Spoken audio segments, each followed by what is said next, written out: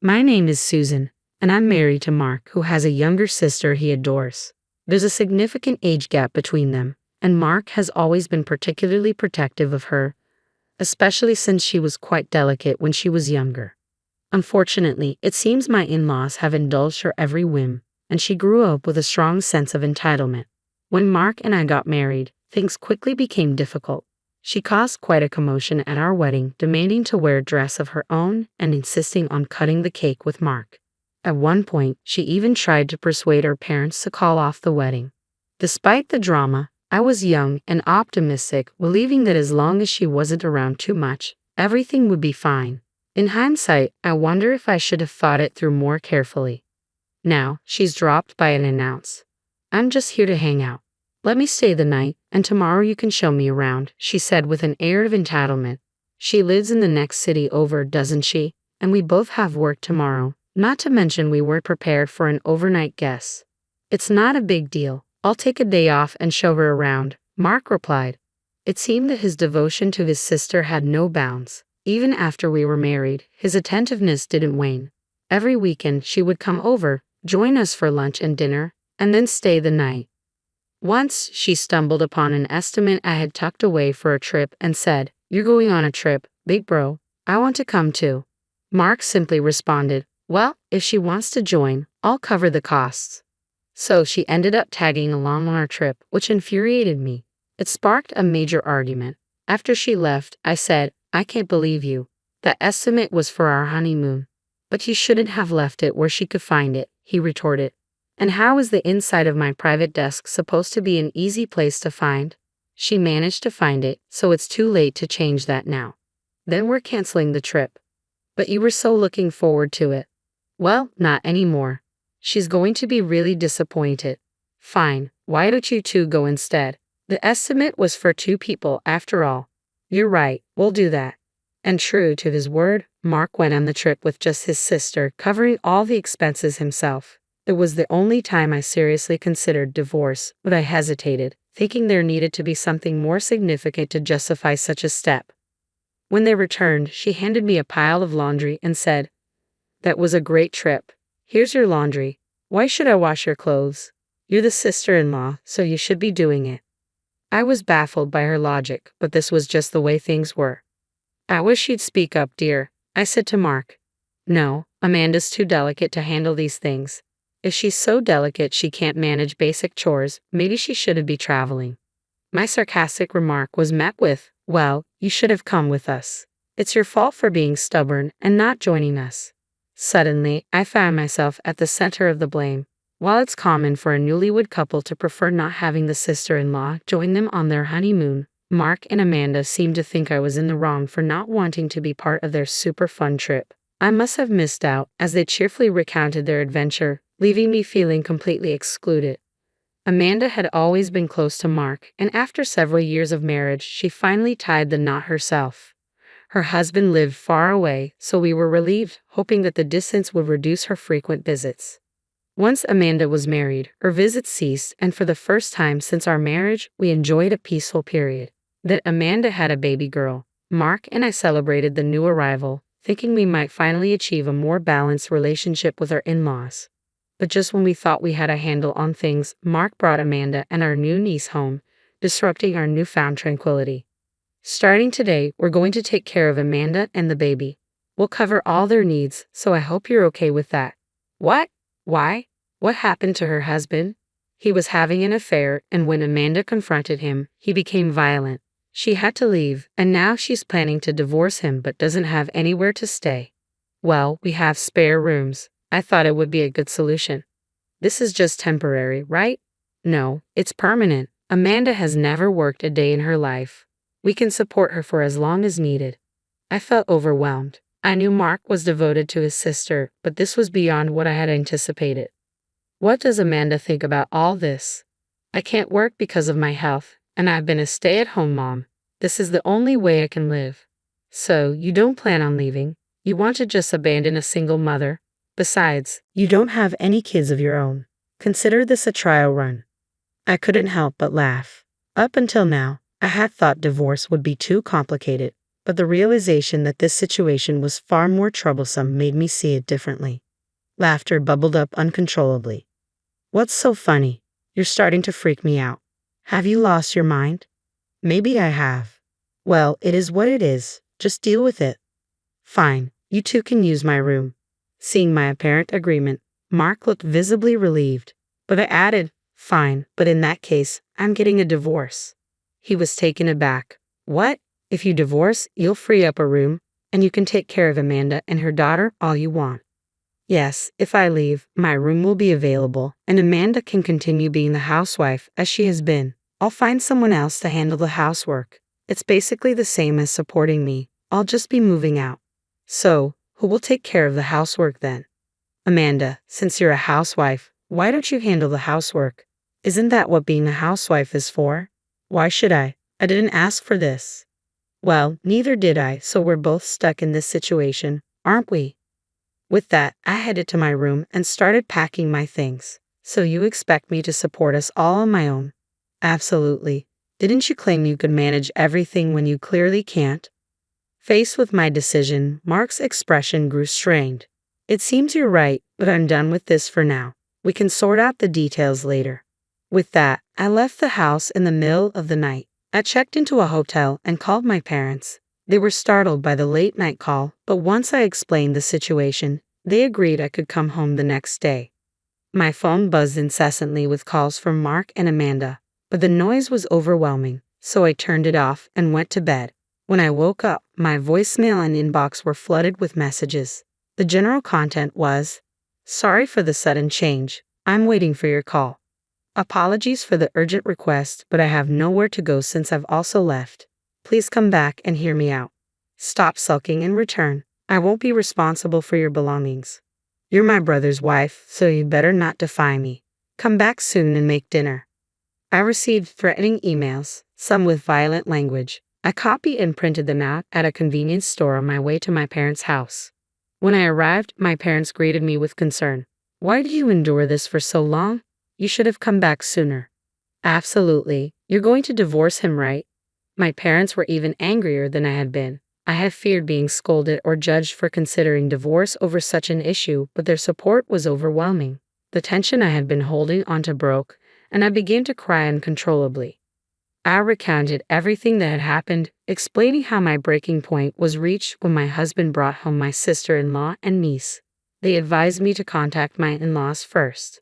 Since leaving, I hadn't heard anything from them, which made me wonder why my sister-in-law hadn't returned to her own parents' house despite being cheated on. I decided to address this when I visited my in-laws. To my surprise, my sister-in-law's husband, Christopher, was also there.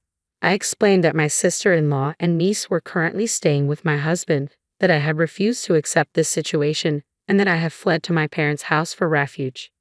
I see, so Amanda said that. Is that not true? I didn't expect Christopher to be involved, but it turns out Amanda is the one having the affair. We even have evidence to prove it. I understand now, especially after hearing from Christopher. It makes sense why Amanda wouldn't go to her in-laws' house. I see. We spoiled her, but I didn't expect things to escalate this much. I'm really sorry for the trouble this has caused you, Susan. Then a thought struck me. I wondered if my husband was aware of the truth and had brought Amanda home deliberately. Actually, I think my husband might have known about the affair and brought her home on purpose.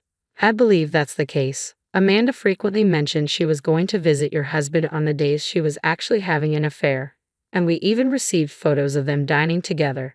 Since you weren't in those photos, we became suspicious and discovered the truth. It seemed my sister-in-law had been using my husband as an alibi.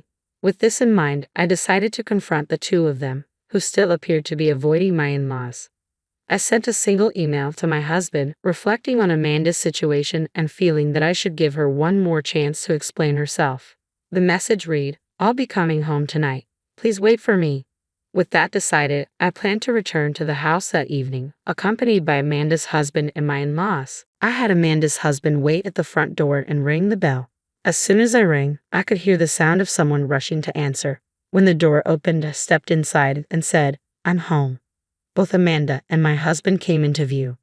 "You're late. Are you going to make dinner? I'm starving." "Finally, you're back." The house was so cluttered that there was barely any space to move. It was hard to believe it had only been left unattended for a single day. My mother-in-law rubbed her temples in frustration, my father-in-law's face flushed with anger, and both my sister-in-law and husband looked pale and uneasy. I couldn't help but find the contrast amusing. Why are Mom and Dad here, and why is Christopher with them? Well, I figured it would be too much to handle alone. Don't you think it's better to have some help from your parents? I wasn't informed that Mom and Dad would be here, or that Christopher would be coming.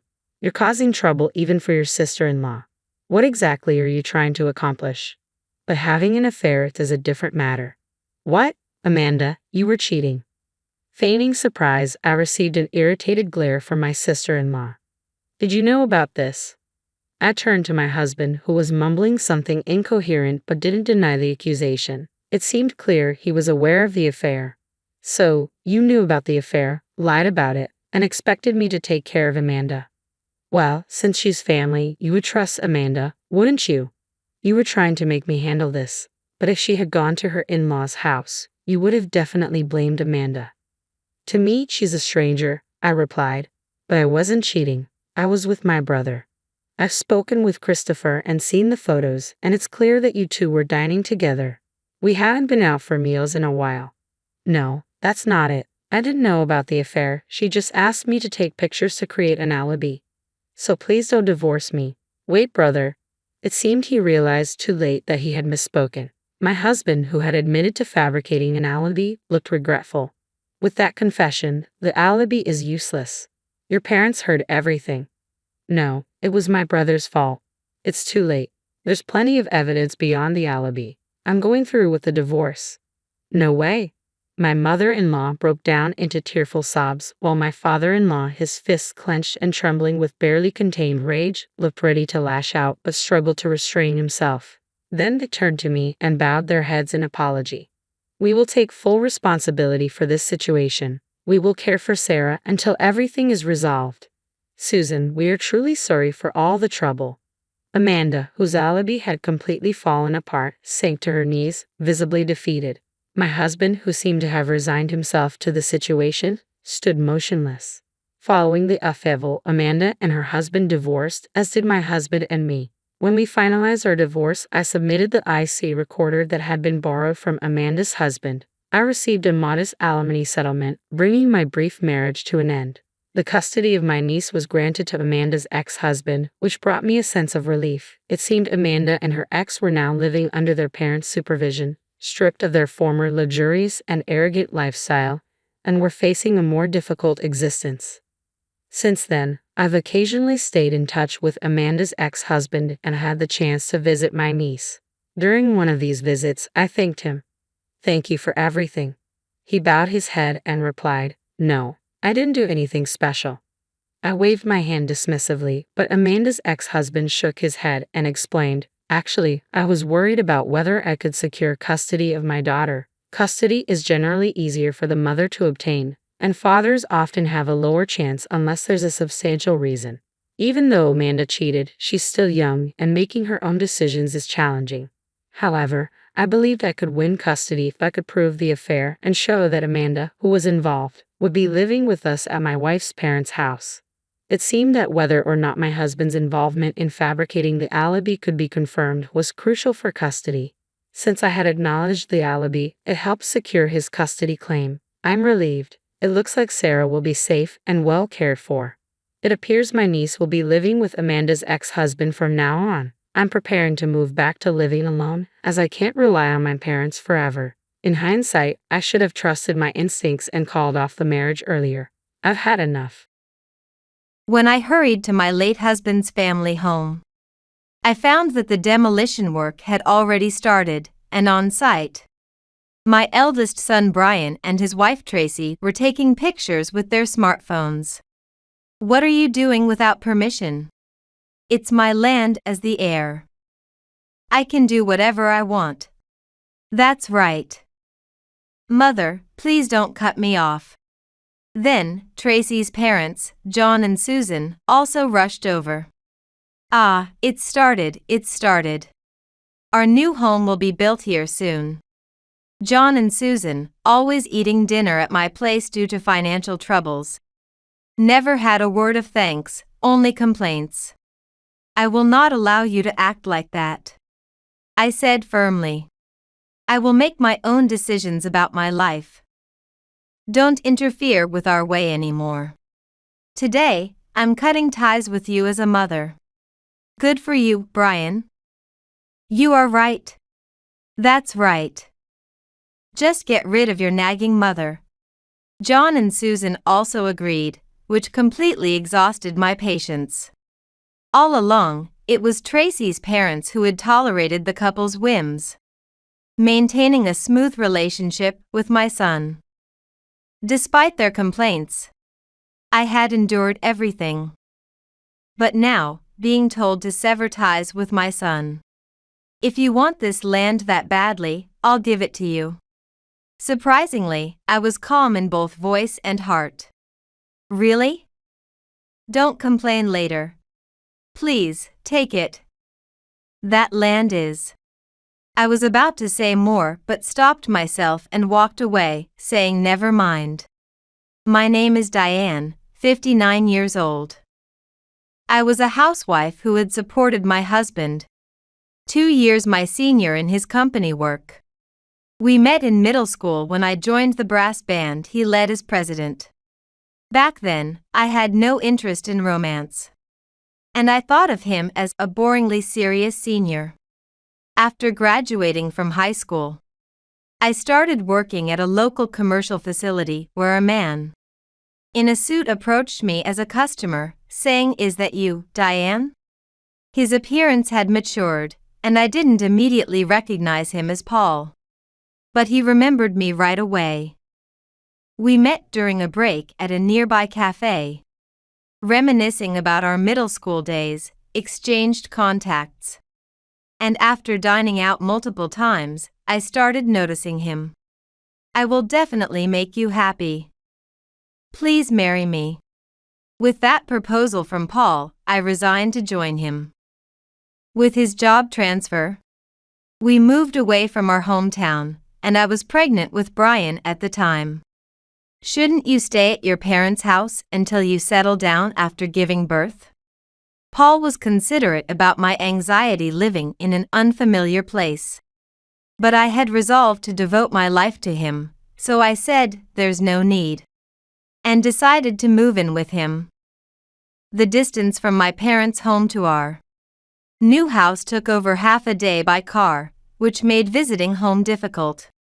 Even so, every weekend we would take our young son Brian to meet our parents at a family restaurant located halfway between our homes. We would have lunch together, and during holidays like Easter and Christmas, we always made a point to visit our families and relatives. Both my parents and Paul's looked forward to seeing Brian, their first grandchild, and would spoil him with sweets and toys, to which I would often remind them not to pamper him too much. As time passed, both sets of parents aged, making long trips difficult.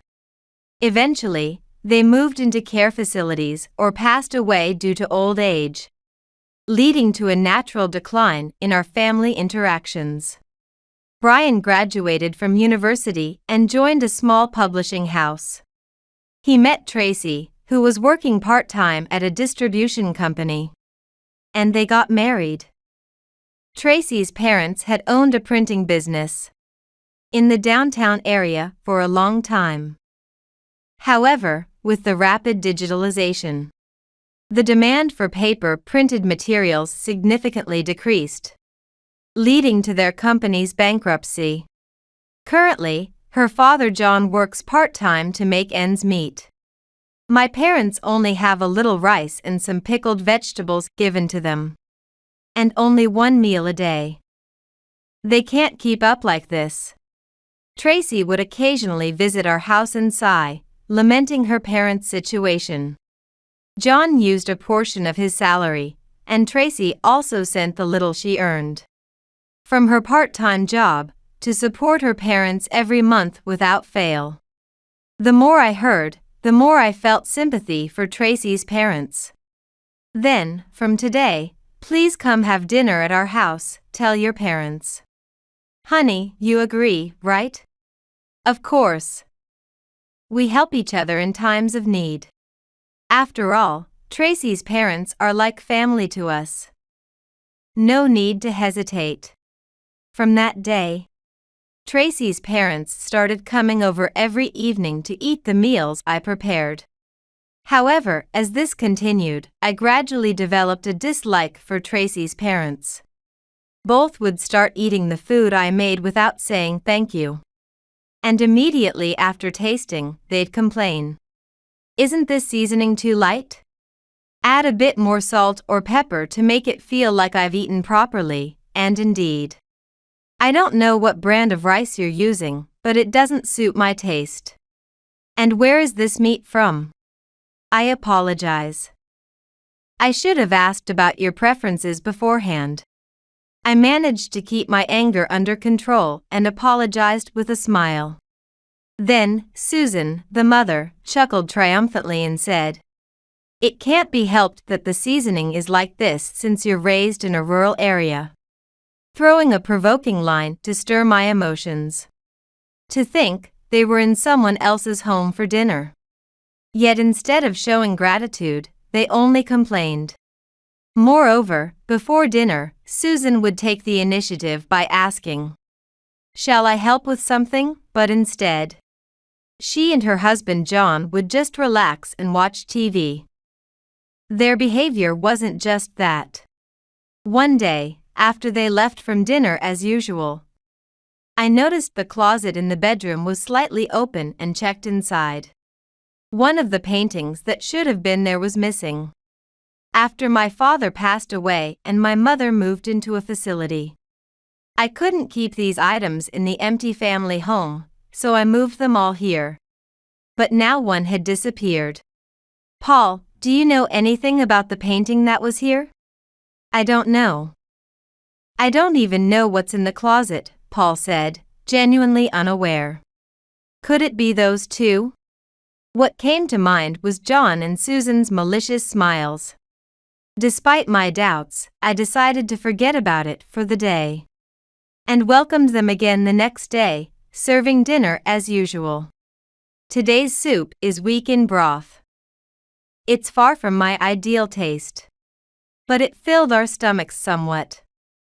If it's a pass or fail, it's just barely passable, right? After leaving such unnecessary remarks, as usual, I noticed that the jewelry stored in my bedroom's vanity drawer, along with its storage box, had gone missing. They're definitely gone. They were here just a moment ago. It must be those two. It's time we reconsider how we handle those people, Paul said, feeling anger at the excessive actions of John and Susan. One day, when Brian and his wife came over, Paul decided to take a firm stance. "I'm sorry, Tracy, but could you tell your parents not to come over anymore? Our food isn't free, you know." "How can you say that, Dad? It's natural for a husband's family to support his wife's family, isn't it? Or are you saying you want to abandon Tracy's parents, even if they're struggling for food?" "That's not what I'm saying. But those who receive charity should have an appropriate attitude. They pick on mom's cooking. They take personal items without asking. That doesn't seem like the behavior of decent people." Tracy, who had been silent, burst out laughing. "Don't be so stingy about a meal. And you're making a fuss about missing paintings and jewels. But it's not like you have any use for those things, right? Those things only become valuable when they help someone in need. And it seems they weren't worth much anyway." Tracy twisted her logic bizarrely. Parents like parents, daughters like daughters. Paul and I exchanged looks and could only sigh. The next day, our request for them not to come anymore was communicated through Tracy.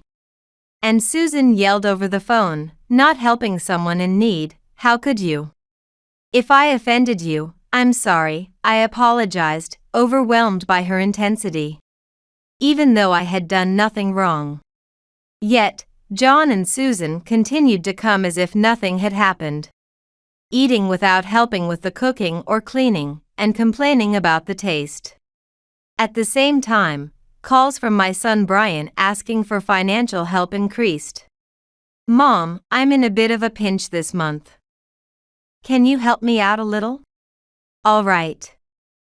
We're not exactly well off, but I'll transfer about $1,000. Thanks, that helps. After hanging up, Paul, who had been eavesdropping, commented. Again. That boy is a problem. Brian must be under pressure from Tracy's parents for financial help. And he can't refuse given his situation. He must be struggling in his own way. Being too generous only leads to them taking advantage.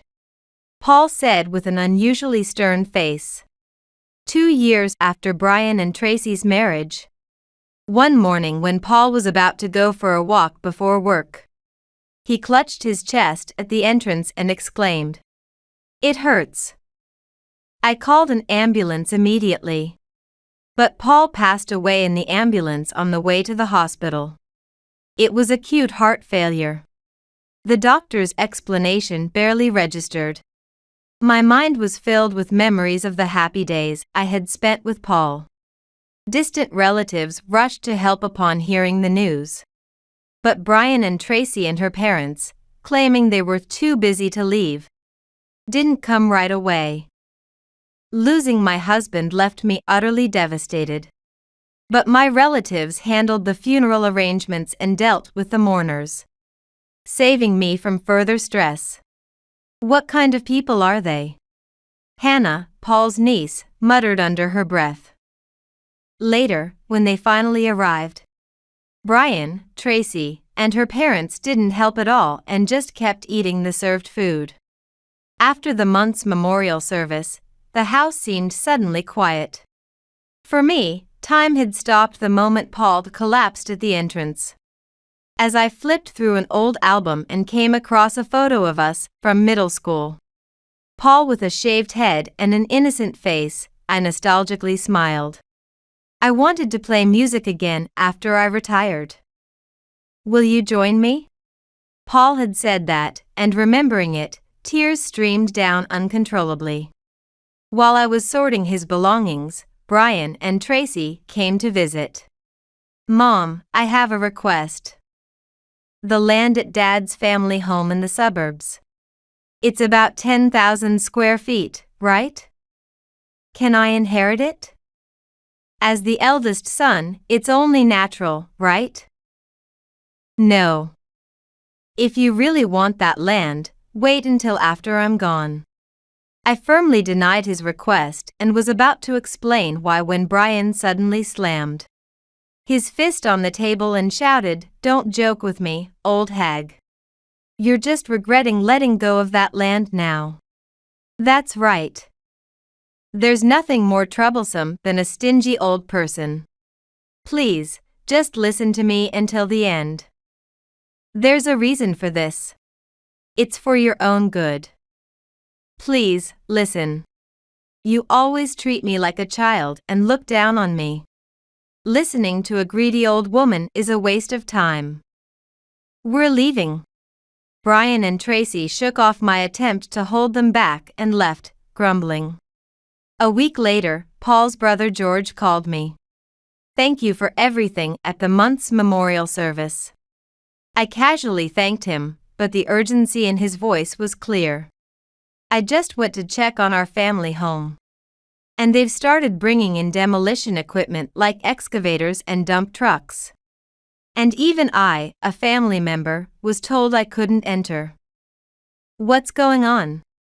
Hearing this, I instantly understood the situation, quickly hung up, and rushed to Paul's family home in a taxi.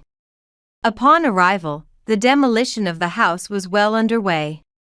And there were Brian and Tracy, overseeing and taking photos with their smartphones.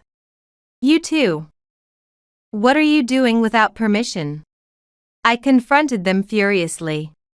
It's my land as the heir. I can do whatever I want. That's right, Mother, please don't cut me off.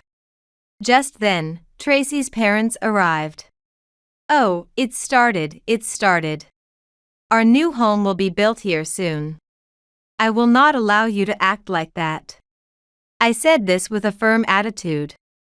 I'm not the spoiled child I used to be anymore. I decide my own life.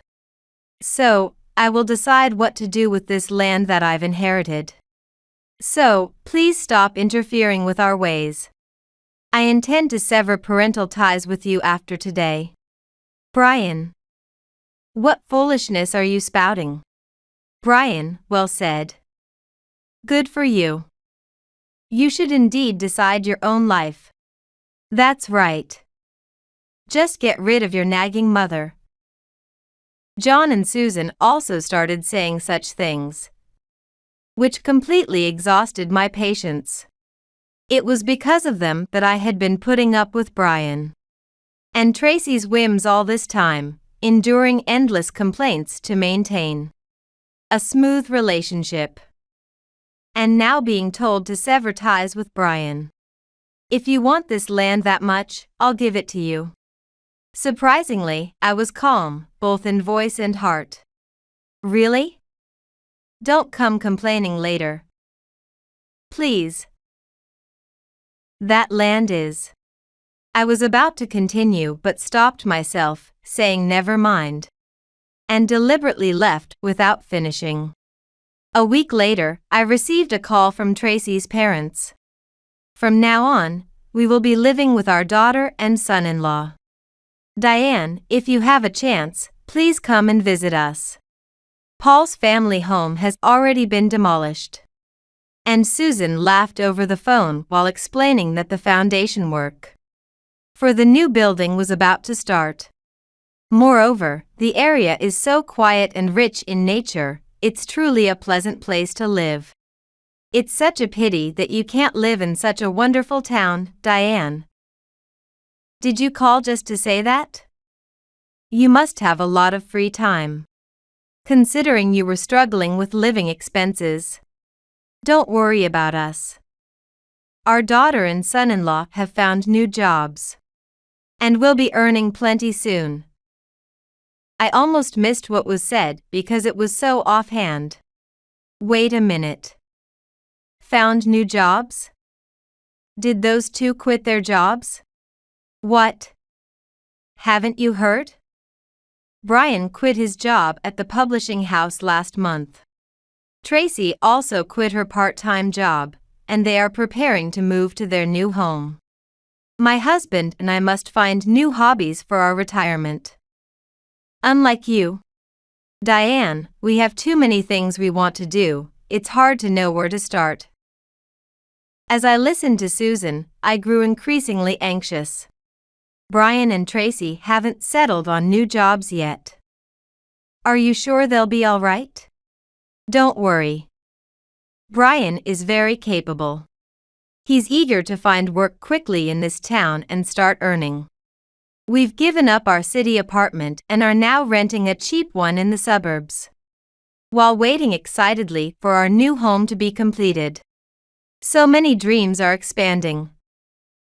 Although, Diane, since you've already cut ties with your son, this might not matter to you. Susan added that unnecessary comment and hung up without waiting for my reply. Within a minute, Brian sent me a photo of the demolished land with the caption, "Dream home right before our eyes." He then called to check if I had received the email. I heard from Susan that you quit your jobs. Why haven't you mentioned such an important matter until now? Why mention it? You'd oppose it outright anyway. I've decided to start anew with Tracy. You're a stranger now, so it doesn't concern you. Well, stingy mother, enjoy your lonely, long life all by yourself. I was boiling with anger and wanted to retort, but Brian hung up before I could speak. That night, my brother-in-law George visited my house. Brian really is a handful. No matter how much we opposed the construction of the new house, he wouldn't listen. How does he plan to live without a job? I've long severed ties with my son, so it's no concern of mine. I spoke in a dismissive tone. Still, Diane, it's too reckless to build a new house on that land. Because that land is. I interrupted George with a chuckle. That's exactly right. It's perfectly fine. I then explained the real reason why I let go of the land to my son and daughter-in-law. Initially perplexed, George then said, I see, it can't be helped. They need to feel the harshness of the world for themselves. All right. I will not interfere in this matter. That's right. We should just leave that son be. I reiterated my intention to disown my son. 2 weeks later, Brian and Tracy unexpectedly visited my house. It's unusual for you two to come visit me. I thought you had severed ties with me. Well, that's true, but they seemed unsure of how to proceed. You and Uncle George, it's been about 2 weeks and you haven't said anything. Why haven't you said anything? Why would I? I'm someone you've cut ties with. I have no need to interfere in your lives now. But that's strange. Uncle George was so opposed to the new construction. It's odd he suddenly stopped saying anything. There must be some catch. Brian and Tracy seemed increasingly anxious since no one had commented on the construction since it began. Please tell us the truth, mother-in-law. Is there something really wrong with that land? Like soil contamination, water pollution, some terrible secret? At Tracy's words, I couldn't help but burst out laughing. You don't need to worry about that. Soil and water quality tests have shown no issues. And we have the official approval from the authorities. Really? That's a relief. Saying this, Tracy breathed a sigh of relief. That's why the government decided to buy that land. I mentioned this casually, but Brian did not miss it. What? Buy it? You mean you sold the land? Without even telling me, the owner? Brian was furious and demanded answers, but I responded as if discussing the weather. Well, it's been almost 30, maybe 40 years. That land has been designated for a road as part of a city planning project since then.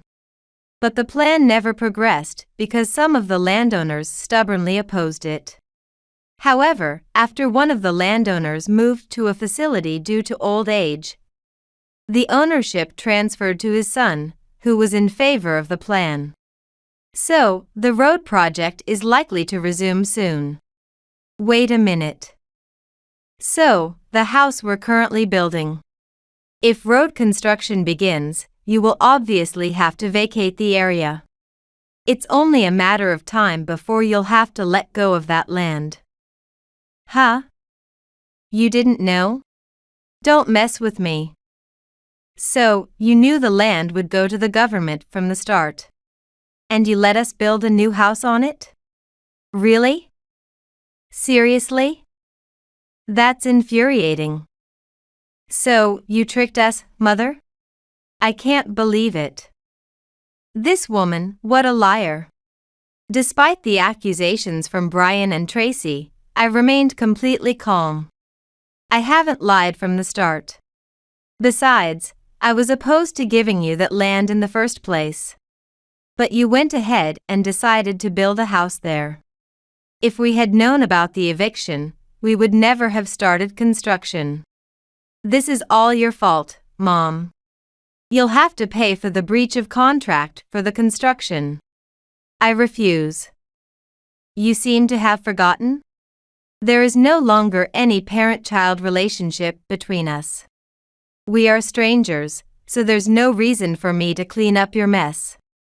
The plans for the road construction have been in place even before you were born. And there were signs all over town. It seems you couldn't see them, blinded by your desires.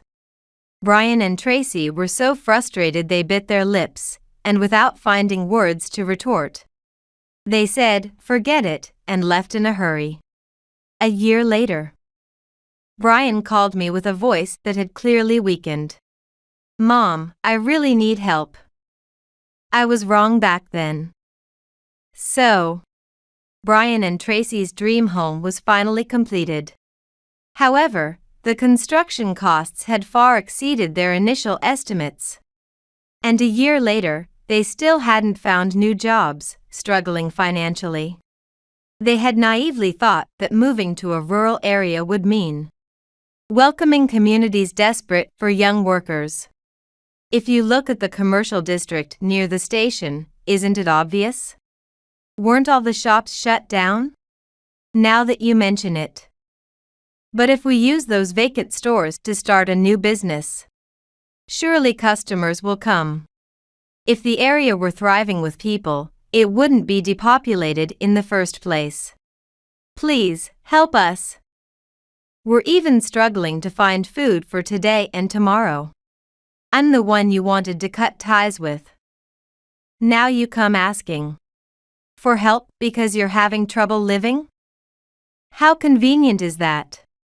I admit I was wrong, but hey, remember your family home? No one's living there, and if we fix it up a bit, too bad. That family home has already been sold and now belongs to someone else. Why would you do something like that on your own? I was the inheritor, and it was my right to do so. Just like you started building a new house on Dad's family home on your own. I have nowhere to go. Brian started crying on the phone. I can hardly find a job. When I get home, Tracy and her parents just complain. Hurry up and do something. Yet they push all the housework onto me. What the heck? I'm getting by on day labor, but it's not enough to keep going. Tracy and her parents don't work but keep eating well. Brian vented his frustrations to me, but I let them wash over me. Reflect on your actions. You rushed headlong into this without listening to me or your uncle. It's your own fault. Moreover, you treat your parents as nuisances when times are good, but only turn to them when you're in trouble. I don't recognize such people as family. Brian continued to complain, but I hung up quickly, feeling irritated, and then blocked his number. Later, I learned indirectly that the road construction project, which started in the old time, had finally resumed as reported in the news. This meant that Brian and Tracy, along with her parents, were evicted from that land. George called soon after, sharing the story almost humorously. It was tough, right? For them, that dream home being demolished right in front of their eyes. And they'd only lived there for half a year. They resisted futilely. Brian was crying and tried to confront the demolition team. But I managed to hold him back and prevent further trouble. Brian, financially and emotionally devastated, faced further misfortune. Tracy and her parents took the severance pay and the little savings Brian had from his day labor and disappeared. A police contact of George's shared this when Brian came crying to the police. The story reached me much later through the grapevine that Brian was now sleeping in the park where, shockingly, Tracy and her parents were also living. Tracy and her family too? Why has it come to this? A friend from my student days, who is involved in volunteer work, called me with a sigh to report. It seems Tracy and her parents lived off the stolen money for a while, but none of them could shake off their ingrained laziness, and they quickly ran through their entire fortune. Even after depleting all their resources, the Tracy family lost the motivation to work and were forced to live in a park. Brian and the Tracy family living together in the same park, how ironic, laughed Hannah, George's daughter. The image of them lined up at a soup kitchen run by a support organization flashed through my mind. Nevertheless, I decided to firmly forget about my wayward son and live my life. As the third anniversary of Paul's death approached, a junior from middle school contacted me after decades. "There's a jazz band event for seniors next year. Diane, you should definitely join." I wonder. I haven't touched a trumpet in decades, I'm not confident. Even as I said that, my heart was already filled with excitement for next year's event. "Please make sure to participate. Everyone is waiting for you." "All right, I'll definitely participate." After hanging up, I suddenly wanted to see the old photos from my band days and pulled an old album from the back of the closet. If I don't catch up on the decades of practice I missed, the bald-headed president in the photos might scold me. When I went to buy a new trumpet at the music store I frequented during middle school, someone called out, "Hey, Diane?" For a moment, I thought it was Paul. But it turned out to be someone else. "It's me. Remember? I was the vice president under Paul, Robert." "Oh. That's right. Now that I think about it, I seem to remember such a person. The one who called out to me was Robert, the vice president of the school band during my middle school days, who now runs the music store inherited from his father." Memories of my youth and the time when I first met my husband instantly came flooding back. Paul's third anniversary is coming up, right?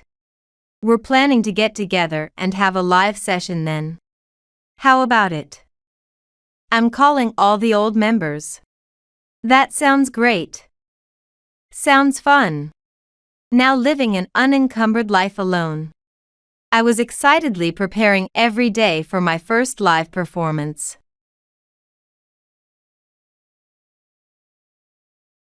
"You think there's a seat here for you?" "I only invited Mom and Dad. Did you think you could attend just by showing up?" My brother's laughter echoed through the venue.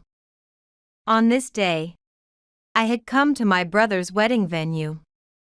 However, my name wasn't on the reception list. As the receptionist looked puzzled, my brother, dressed in his outfit, approached with a sneer. "You don't have a seat," he said, in so many words. The puzzled glances from other attendees around me. It seems I am perceived here as someone who came uninvited and terribly misunderstood. From a young age, my brother tormented me with words like useless and failure. As we grew older, his nature didn't change. And it seems he wanted to see my hurt expression even at his wedding, a festive occasion. But unfortunately, he is the one who is mistaken. I didn't come to his venue to attend. I had gone to the reception to make sure my name wasn't there, just in case. To tell the truth, I looked straight at my brother and spoke. "No, I didn't come here to attend this ceremony. I came because that person invited me. My name is Katie, and I am currently 26 years old." To say my family was less than fortunate would probably be an understatement. But I likely felt that way alone. My father, mother, and my brother, who is 4 years older, must have lived happily. To put it bluntly, their happiness was built on sacrificing me. No, perhaps punching bag is more apt. They have been harsh only towards me since our childhood. Having you as a sibling is embarrassing. Please pretend you don't know me. My brother would say, of course, and even my parents would belittle me, saying, I don't even want to think you're my child. How did you turn out to be such a failure? Why was I oppressed by my family? According to our parents, it was because I was useless and sullen, unlike my brother who could do everything.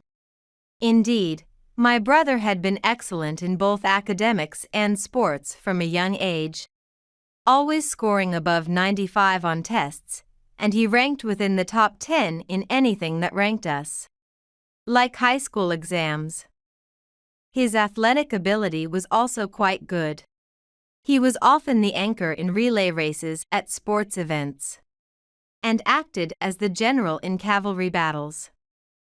He was a regular in his club activities, and was seen heading to match venues fully equipped and enthusiastic countless times. With such specs, my brother was a popular figure, always surrounded by many people.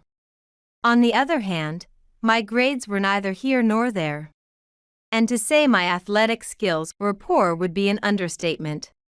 I was always last or second to last in races. Additionally, I was introverted and very shy, and the number of people I could call friends was countable on one hand. My social life was what you might call narrow but deep. However, my parents called me unfriendly. You can't study or play sports like your brother, so at least try to be more pleasant.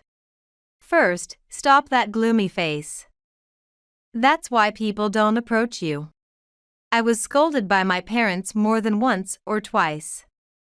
If it had ended there, one might interpret it as a lecture concerned about their daughter's future. However, they continued, "Well, someone like you will never be liked by others." Really, how can siblings be so different? Belittling me further. My brother also joined in, taunting, "You're such a gloom." Their words weighed on my shoulders like a heavy weight, making me afraid to raise my face in front of people, especially my family. The shadows formed by my bangs made my expression look even darker, increasing the frequency of being called unfriendly. I was caught in this negative loop. While I felt out of place at home, fortunately, the few friends I had were all nice people, giving me warm words like, "I'm on Katie's side." Thanks to them, I was gradually able to look forward. By the middle of my second year in high school, when everyone began considering their future paths, I had made a resolution with my best friend. Let's leave our hometown and go to a university in New York. My brother, who graduated from high school a little before me, went to a famous private university within commuting distance from home. My parents did not hesitate to spend money on my brother, paying his entire tuition without needing scholarships, and told him he didn't need to work part-time. In contrast, I was told from the moment I entered high school, "We're not going to spend a single penny on your education after high school graduation. If you want to go to college, figure it out yourself. If you can't, then get a job. Though I doubt any company would hire someone like you." These words, seemingly not directed at one's own daughter, would make any stranger tilt their head in confusion. Even I often wondered, am I really a child of this family? Fueled by this declaration from my parents, my patience finally exploded, and I decided to apply for a scholarship and leave for a university far from home, determined to escape from that suffocating place. Determined, I studied tirelessly and successfully passed the entrance exams for my desired university. Although I started living alone as a university student, it wasn't the end goal, rather, it was just the start. First and foremost, I needed money. I started working part-time to earn living expenses, juggling my studies and a busy schedule. I worked at a grocery store in the morning before heading to university, and after lectures, I worked in the kitchen at a restaurant. To secure even a little sleep, I studied during free periods, and when eating alone, I managed with a sandwich that I could eat one-handed while staring at my computer. Don't overdo it. If you ruin your health, it's all for nothing. My best friend from high school said this to me more than once or twice. But in my heart, the sense of liberation from being away from my family was greater than the fatigue, mysteriously keeping me going without feeling too hard. Thanks for your concern. But I'm totally fine. I cheerfully responded and increased my part-time shifts instead of reducing them, earning another scolding from my friend. Back then, I felt grateful that someone cared so much about me, but looking back now, I think I made people worry too much.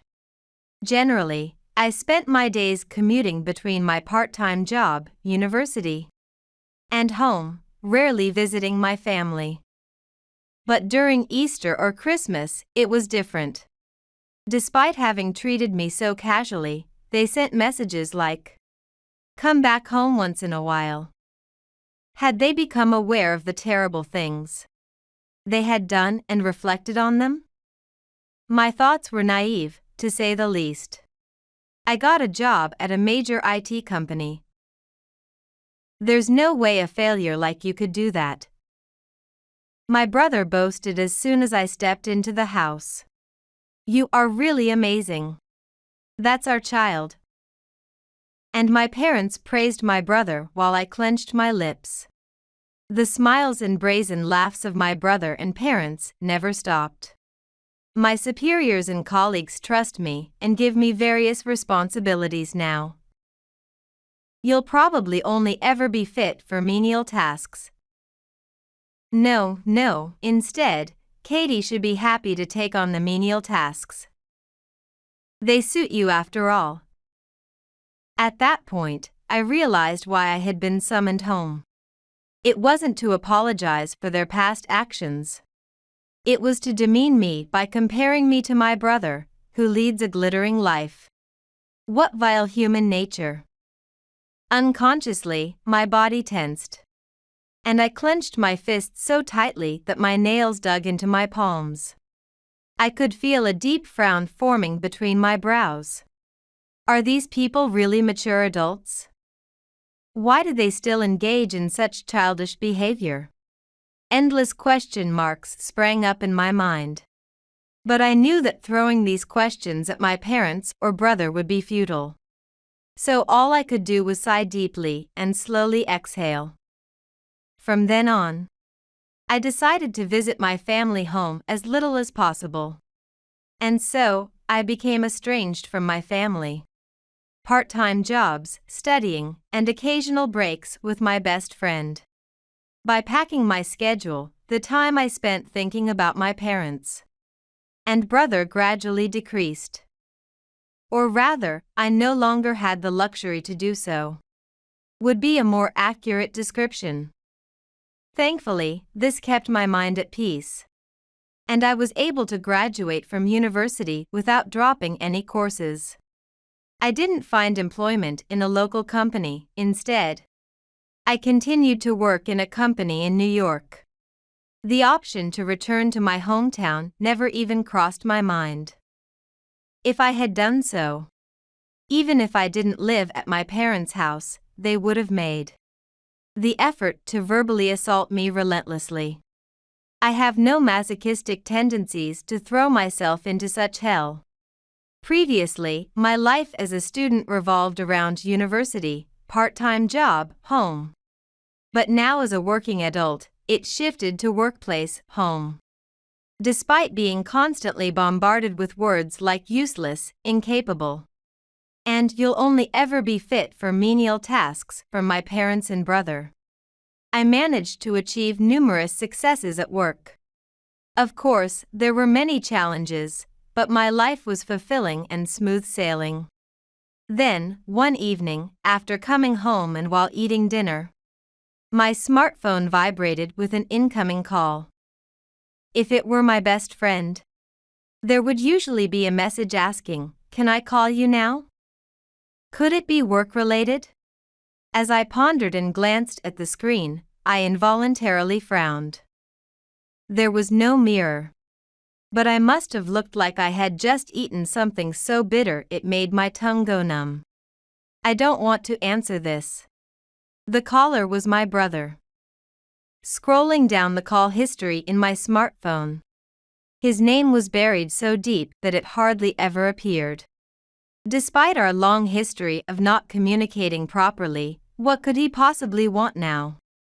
My smartphone seemed to vibrate impatiently, urging me to pick up as if saying, "Hurry up." My body felt as heavy as lead, and I found myself unable to even tap the screen. The call eventually ended, but soon after, it was redialed. I knew that if I didn't answer now, it would only lead to more complications later. "Why didn't you pick up immediately? Do you think you have the right to waste my time?" I could easily imagine him saying something along those lines. Reluctantly, I reached out my arm slowly and pressed the answer button. "Hello? Ah, you finally picked up? Seriously, I'm making the effort to call you, so answer quickly. I don't really want to contact you, but I have something to report, so that's why I'm calling." Despite answering the second call, this was how he greeted me. I wanted to sigh again, but knew it would only complicate matters further. So I held it in and asked, "What's the report?" Then, with a smug chuckle, he said excitedly, "Actually, I'm getting married. The ceremony will be an extravagant affair overseas." He then told me the date and venue of the ceremony. A rather large location that I had once seen featured on TV. No matter how terribly he had treated me in the past, I wasn't so fallen that I couldn't muster a word of congratulations. "That's great, congratulations." I couldn't truly be happy for myself, but being too indifferent might lead him to question, "Do you really mean that?" Anticipating this, I spoke in a gentle tone, which seemed to please him, and without me even asking, he began to chatter about his fiancée. "She's cute, unlike you. Most importantly, she has a lovely smile. She also gets along well with Dad and Mom. Much more like a real family than you ever were." The comparisons between me and his fiancée were subtly emphasized. I was appalled that he still wanted to belittle me even at this moment. Then he asked, "Are you coming to the ceremony?" In response, I chuckled and then asked about the travel expenses. "Answer what I'm asking," I expected him to say, but instead, he said, "Ah, I'm busy with preparations right now. Sorry, but can you book your own flight and cover the costs?" And then he hung up. That my brother would use the words, "I'm sorry," was surprising. Although he had initially greeted me with insults, perhaps getting married had started to bring out a human heart in him? Just when I was thinking this, I wanted to shake my own shoulders vigorously and shout, "That's impossible." The ideas ingrained in my brother are too set in stone. And a person doesn't change that easily just because they get married. When the day of the phone call arrived, I went to my brother's wedding reception. But my name wasn't on the guest list. As the receptionist looked puzzled, my brother, dressed in his attire, approached with a smirk. As I looked him straight in the eye in silence, he said, Hey, you think there's a seat here for you? I only invited Mom and Dad. I didn't even send you an invitation. Did you think you could attend just by showing up?" His laughter echoed through the venue, and puzzled glances were directed at me from other attendees. It seems I was seen as someone who came uninvited and terribly misunderstood. The question he had asked over the phone, "Are you coming to the ceremony?" wasn't to confirm my attendance. He wanted to invite me to the joyous occasion just to see me hurt. But unfortunately, I hadn't come to my brother's wedding venue to attend. I had gone to the reception to make sure my name wasn't there, just in case. No, I didn't come here to attend this ceremony. I came because that person invited me. Huh? This ceremony? And that person. My brother looked confused as he tilted his head. I pointed behind him and said, "The ceremony I'm attending is over there." As he turned around with a frown, his eyes widened in surprise. "What? There are other people getting married today?" he exclaimed incredulously. The location he was looking at was the largest venue within the facility that housed multiple halls. The ceremony I was attending was taking place there. He might have thought he was mocking me to make me feel miserable, but he was completely off the mark. Yet, he seemed unwilling to admit it, blurting out, "No, don't lie. You must be making that up because you don't want to be embarrassed, right? Don't pretend." He still didn't understand. The one who would be embarrassed wasn't me, but him. "It's not a lie," I said as I shook my head, and almost at the same time, I heard a voice calling, "Katie." Both of us turned toward the voice, and there, running towards us from the entrance of the venue I had pointed to, was my best friend. Yes, the ceremony taking place here was my best friend's wedding. Even if my brother had invited me, I had no intention of attending his. The choice between someone who had tormented me for years and someone who had listened to my troubles and encouraged me to move to New York was clear as day. She seemed to have heard the entire conversation between my brother and me. And as she stood next to me, she glared at him as if to say, "See, I wasn't lying. Really, this is the worst. What joy do you find in such childish acts? To fill your head with harassment on a day that should be filled with happiness because it's a wedding, don't you feel empty inside?" The voice of my best friend, clear and resonant, echoed distinctly in the space, which wasn't very large, drawing the attention of other attendees. Seeing my friend visibly angry, my heart warmed despite the circumstances. "Thank you for standing by me," I thanked her silently in my heart. However, my brother had a vacant expression, his eyes and mouth wide open, as if his soul had left him, and it seemed my friend's words didn't reach him at all. It was as if they went in one ear and out the other. Although he appeared to be looking at my friend, his gaze was fixed on a certain person standing a bit further away. His body trembling slightly though it wasn't cold, and the color drained from his lips. His face mixed shock and fear. Who was there? As the person approached with a clatter of footsteps, my brother's complexion grew increasingly worse. "How? Why?" Words fell from my brother's mouth, cut off mid-sentence, but it was clear he wanted to say, "Why are you here?" The person seemed to understand this and, standing close to my friend, addressed my brother. "What would a wedding be without the groom? I am her partner, so of course I should be at the venue, shouldn't I?"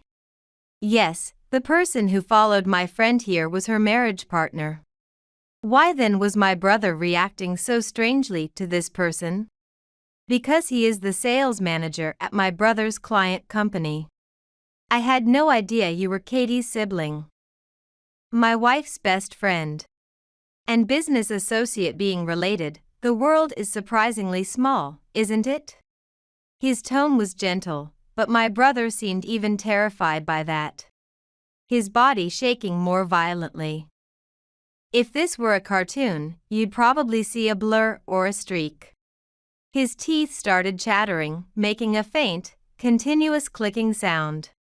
"Let's get to the point," the sales manager started, causing my brother to jump dramatically. Probably because of the authoritative tone that had crept into his voice.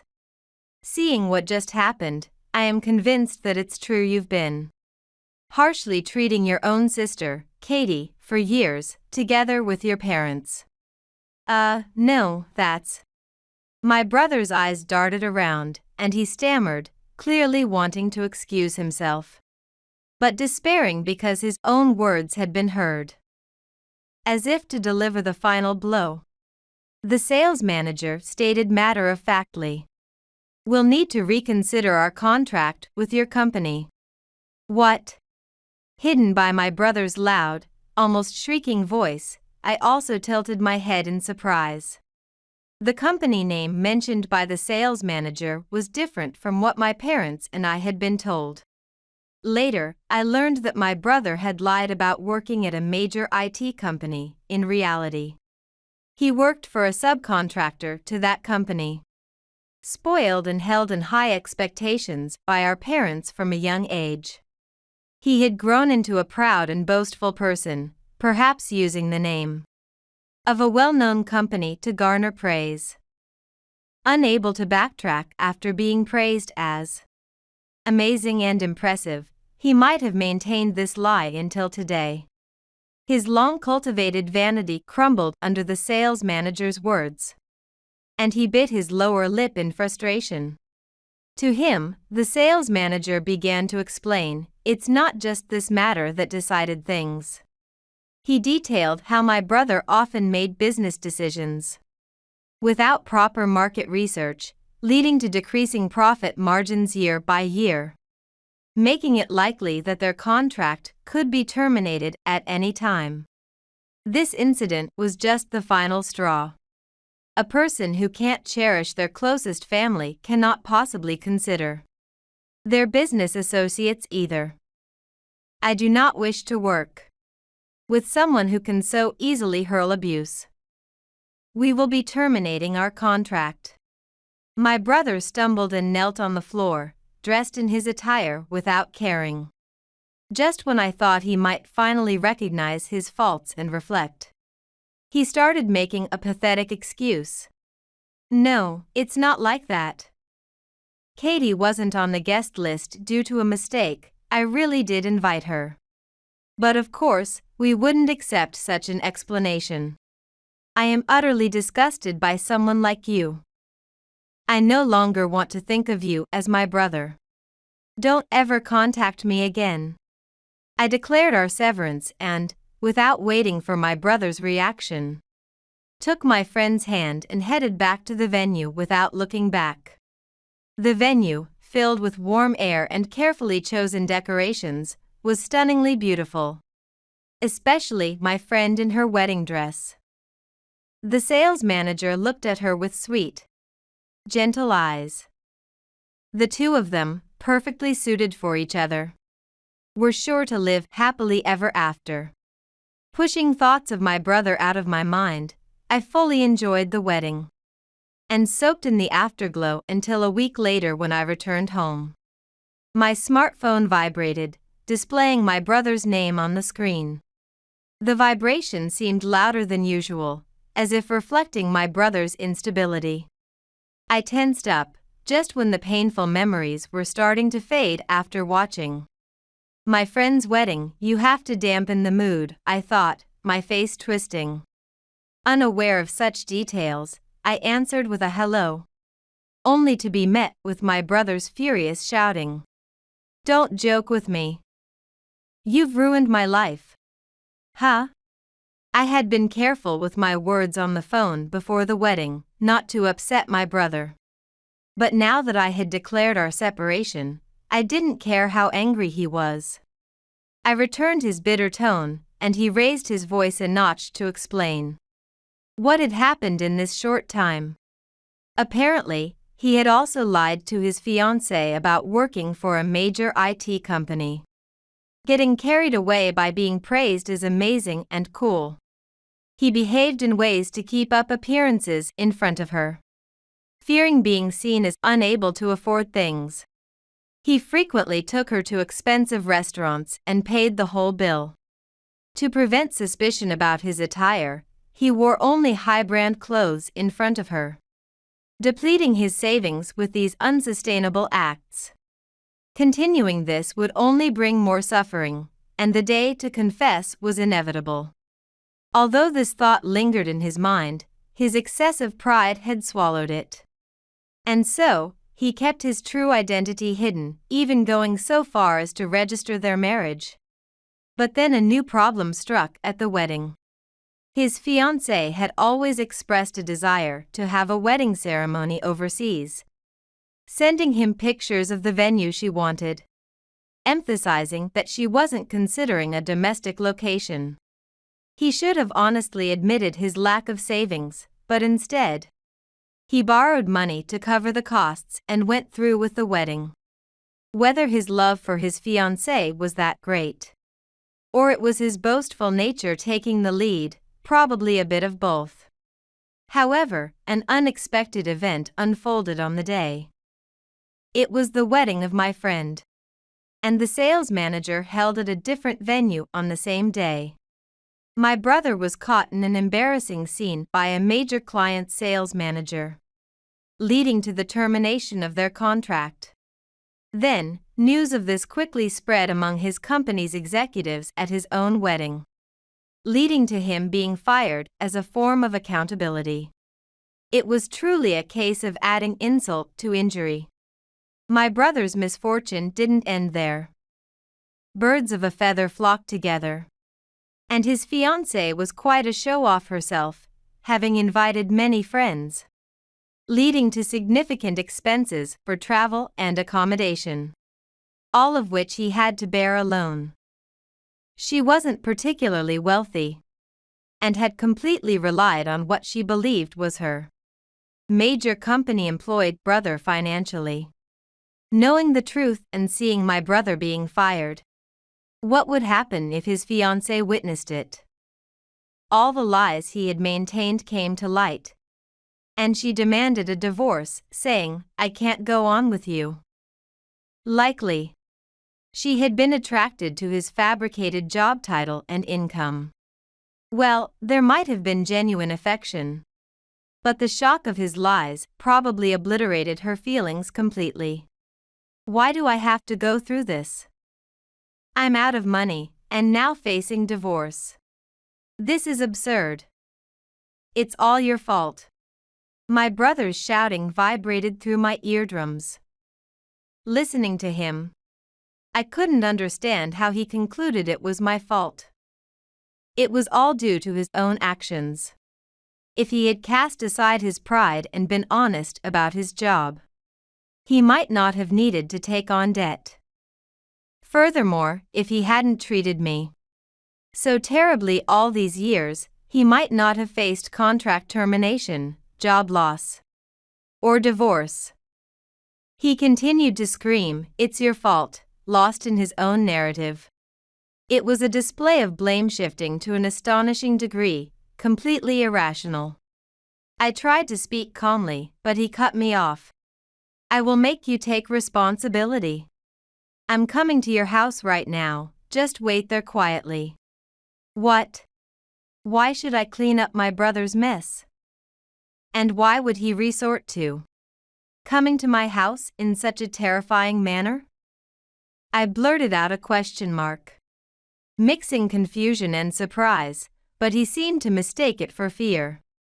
He seemed to find my supposed fear amusing, chuckling before he announced, "Don't try to run, it's useless. I'm already in front of your house." "You're kidding." Frowning, I quietly moved to the entrance. I carefully peeked through the door's peephole, and just then, I heard loud banging from the phone, like someone was punching the door. But the room I was in remained silent. No dull thuds, no vibrations shaking the room. "Hey, are you by any chance at the house I lived in during college?" As I asked this, there was a pause on the other end, as if my brother had stopped dead in his tracks. We both stayed silent for a moment, but he spoke first. "What? So, you don't live there anymore?" His heated mind seemed to cool down suddenly, his tone shifting from angry shouts to murmurs in a barely audible voice. "That's ridiculous, then where?" He hadn't considered that I might have moved after starting my professional life. "I came here all pumped to make you pay, but realizing I no longer lived there." He suddenly became meek. I could almost picture him slumping down, completely drained, like a puppet with its strings cut. If I kept the call going, he'd surely ask, "Where are you living now?" Wanting to avoid that, I was about to end the call when I heard a man's angry shout that wasn't my brother's. "Hey, stop banging on someone's door like that. Don't you realize it's a nuisance to the neighborhood?" It seemed the new tenant had run out of patience and came out. "Keep it down," was a perfectly reasonable complaint. My brother, now devoid of the energy to speak properly, kept muttering. No, barely making any sense. Now was my chance to hang up. I pressed the red end call button mercilessly and immediately set my brother's number to reject all future calls. Later, I heard he had been thoroughly lectured at the police station before being released. Whether he learned his lesson from being scolded by several adults, or was merely scared of getting in trouble with the police again, he didn't attempt to approach me anymore. Thus began his life of paying off a massive debt.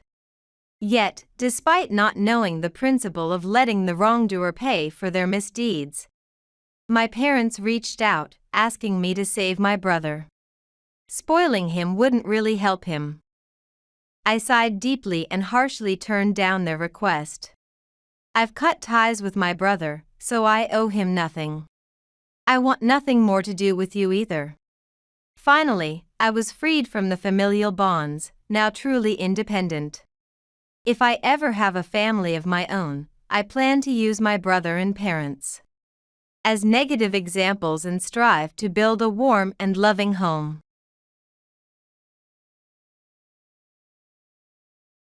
What? No seat for Rachel? Of course not, she's not family after all. Today was my mother-in-law's birthday, and we were supposed to have a family dinner. However, there was no seat prepared for me. Behind my husband, my mother-in-law was laughing too. She must really enjoy harassing me. But I didn't flinch and told my husband. Really? You noticed? I secretly filed for divorce. I'm no longer your wife or a part of this family. What? You filed for divorce? Seeing my husband's shocked face, I smiled wickedly. Mike, I'm fully prepared. I'll definitely make you regret this. I sent a cold glance at my husband and mother-in-law as I assessed the situation. Today we have a family dinner, but my father-in-law is joining later due to work. This harassment was planned considering his absence. But I won't let things go their way. In fact, everything is going according to my plan. Well, I'm going home then. I knew from the start that I didn't belong here. My husband's sneer hit me in the back as I headed for the exit. Hey, Rachel. Are you seriously going back? The divorce papers you mentioned earlier. That can't be true, right? Without my signature, there's no way a divorce could happen. My husband's laughter echoed in the restaurant. His mother chimed in. What a strange daughter-in-law. Just go back quickly.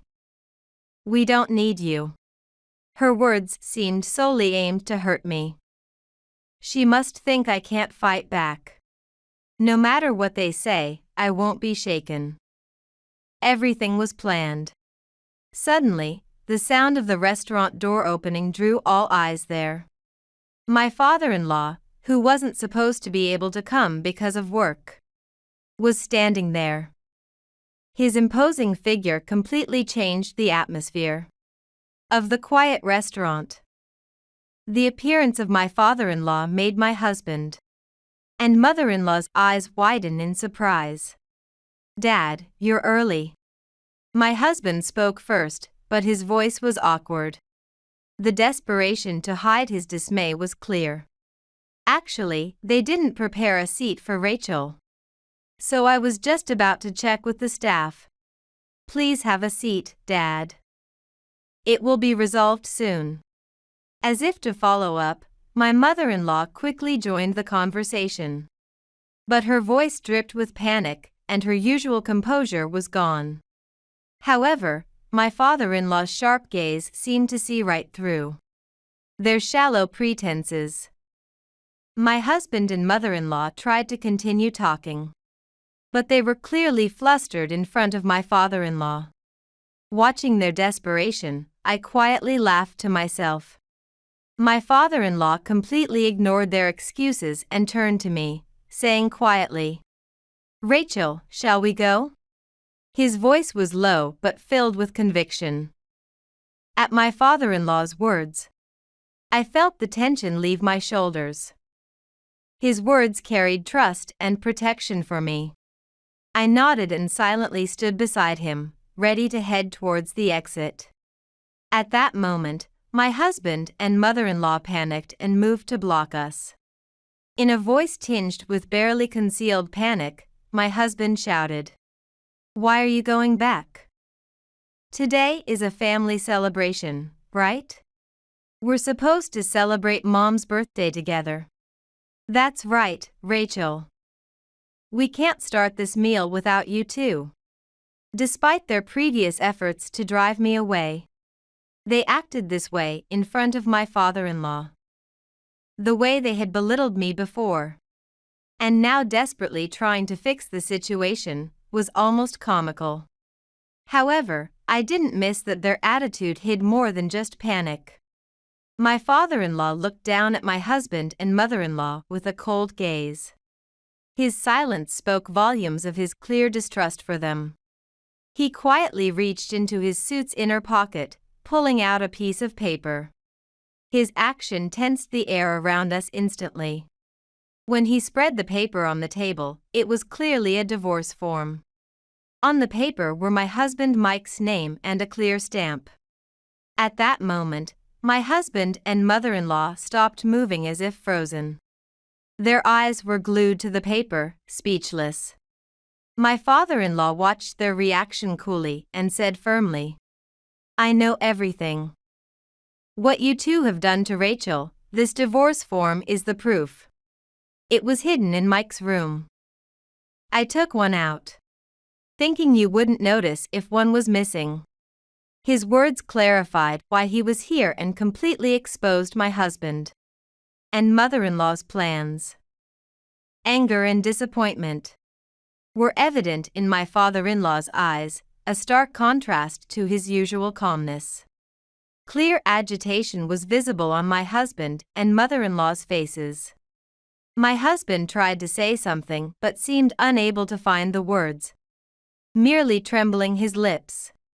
My father-in-law, due to his job, traveled all over the U.S. As an executive of a major company, he often visited branches and clients, leaving him barely any time at home. This limited his opportunities to learn about the finer problems and daily events at home. He felt guilty about his frequent absences, but his job responsibilities were heavy, making it difficult to balance work and family. Taking advantage of this situation, my husband and mother-in-law treated me as they pleased. While my father-in-law was away, they were openly cold to me, repeatedly throwing sarcasm and insults. They skillfully pretended to be a happy family in front of him, but it was a completely different world in reality. My mother-in-law forced all household chores on me, and if I slacked off even slightly, she would yell, "You're a failure as a wife." My husband, siding with his mother, blamed me continuously. My father-in-law's absence must have been convenient for them. For my mother-in-law, it was an environment where she could enjoy bullying her daughter-in-law to her heart's content. And for my husband, it was about maintaining his position while keeping his mother happy. They must have enjoyed those days. Under his mother's direction, my husband acted like a complete puppet, seemingly abandoning any ability to think for himself. Incidentally, I noticed several times that the drawer with the key in my room had been subtly moved. My husband must have been looking for materials to harass me. I tried to endure the situation numerous times, but my limit came quickly.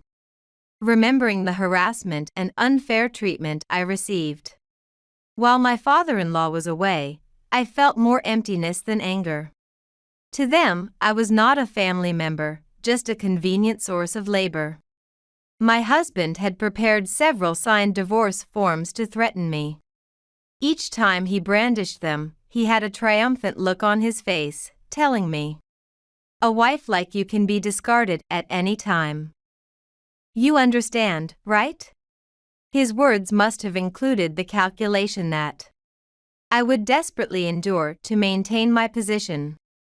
However, that calculation backfired completely. The divorce form he used to try to control me became the key to my freedom. By taking one out and submitting it to the office, I officially severed ties with my husband. That's why I can now stand here and say, I have nothing to do with you anymore. Every time my father-in-law showed the divorce form, my husband and mother-in-law couldn't hide their panic and looked away. The moment all their unrestrained actions were exposed was when they knew my father-in-law knew the truth. Still, in front of my father-in-law, my husband and mother-in-law desperately tried to mend the situation. My husband started making excuses, saying, "This must be some misunderstanding." And my mother-in-law also raised her voice, "Honey, let's talk about this matter later." But the underlying anxiety was obvious to anyone watching. For my father-in-law, the fact that his son, who should protect his family, had been bullying me and hiding it must have shaken his trust in his son to the core.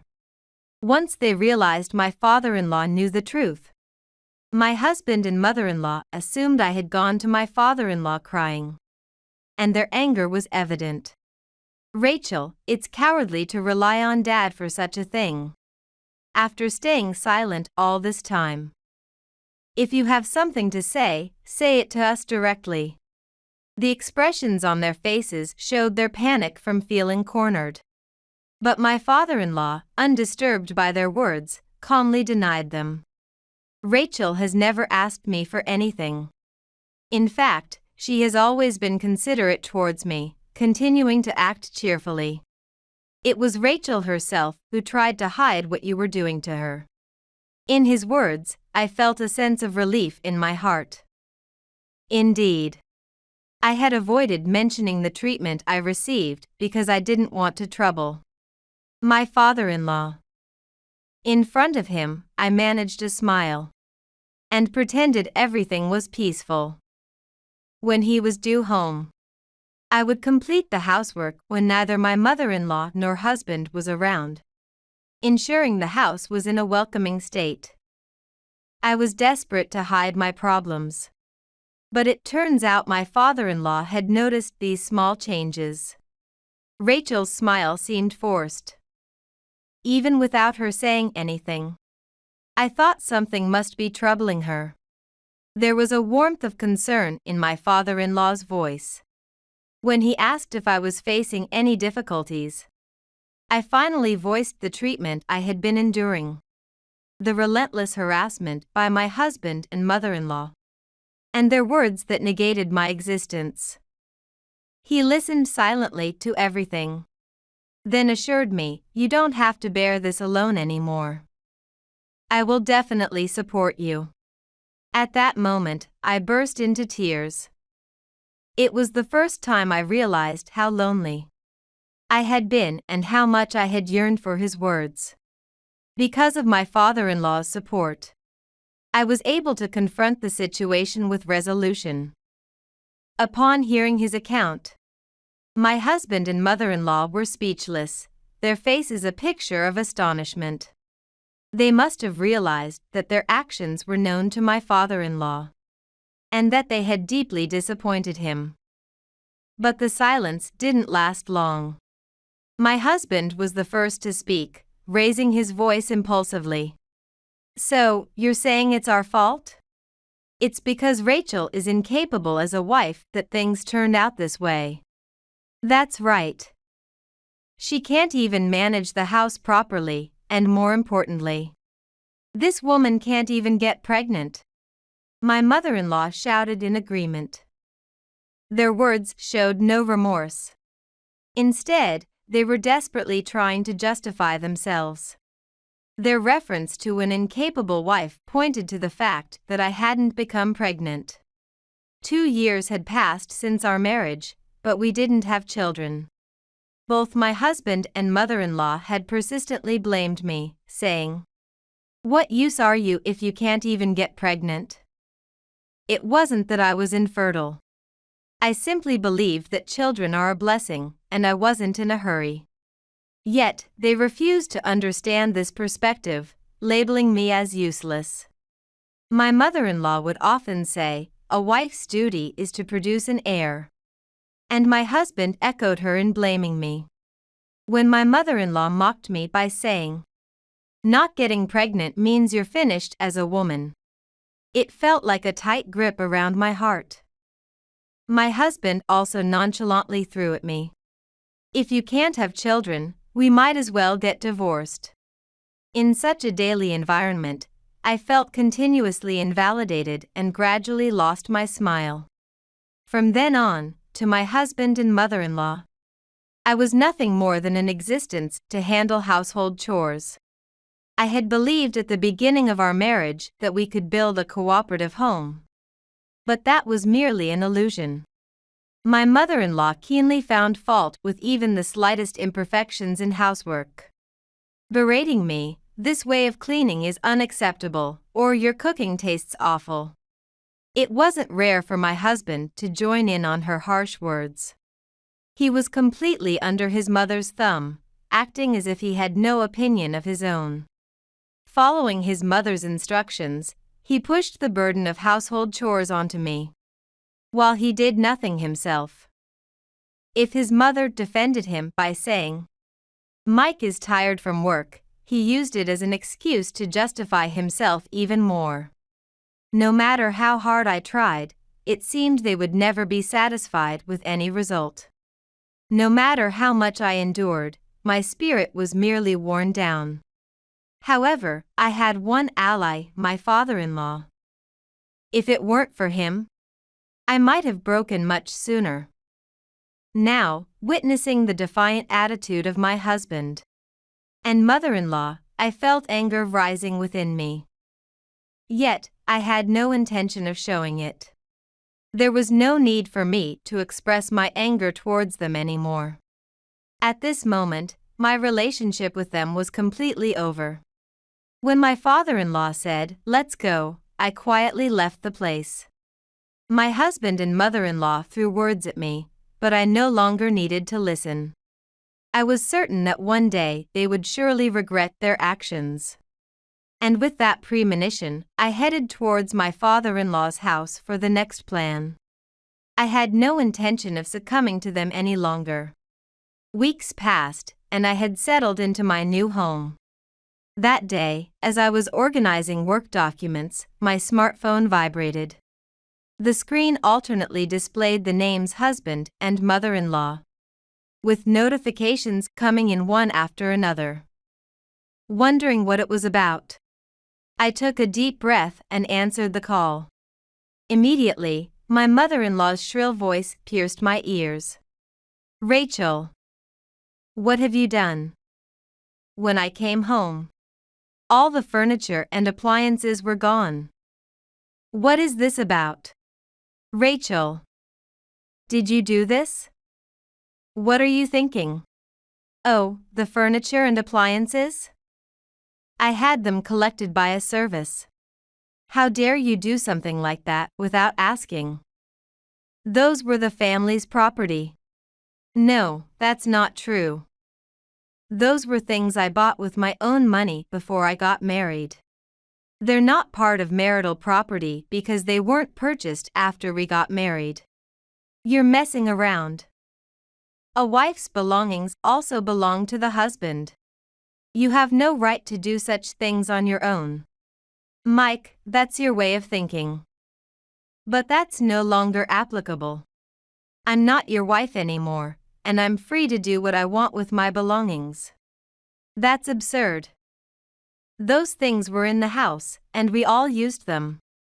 How are we supposed to live without them now? Let me say it again. Most of those furniture and appliances were from my single days. How many of your personal belongings were there, really?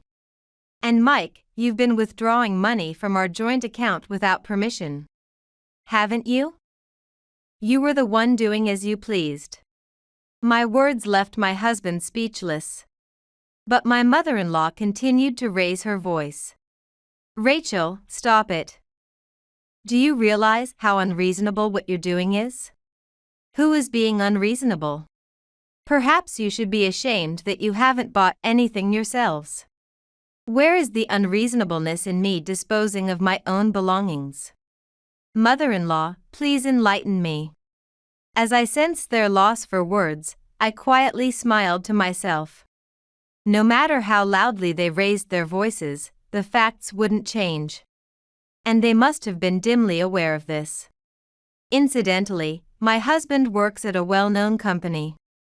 Introduced by my father-in-law, which should have kept him from financial troubles. His salary is sufficient, and he receives treatment that should leave him wanting for nothing, at least that's what I heard. But the reality was only on the surface.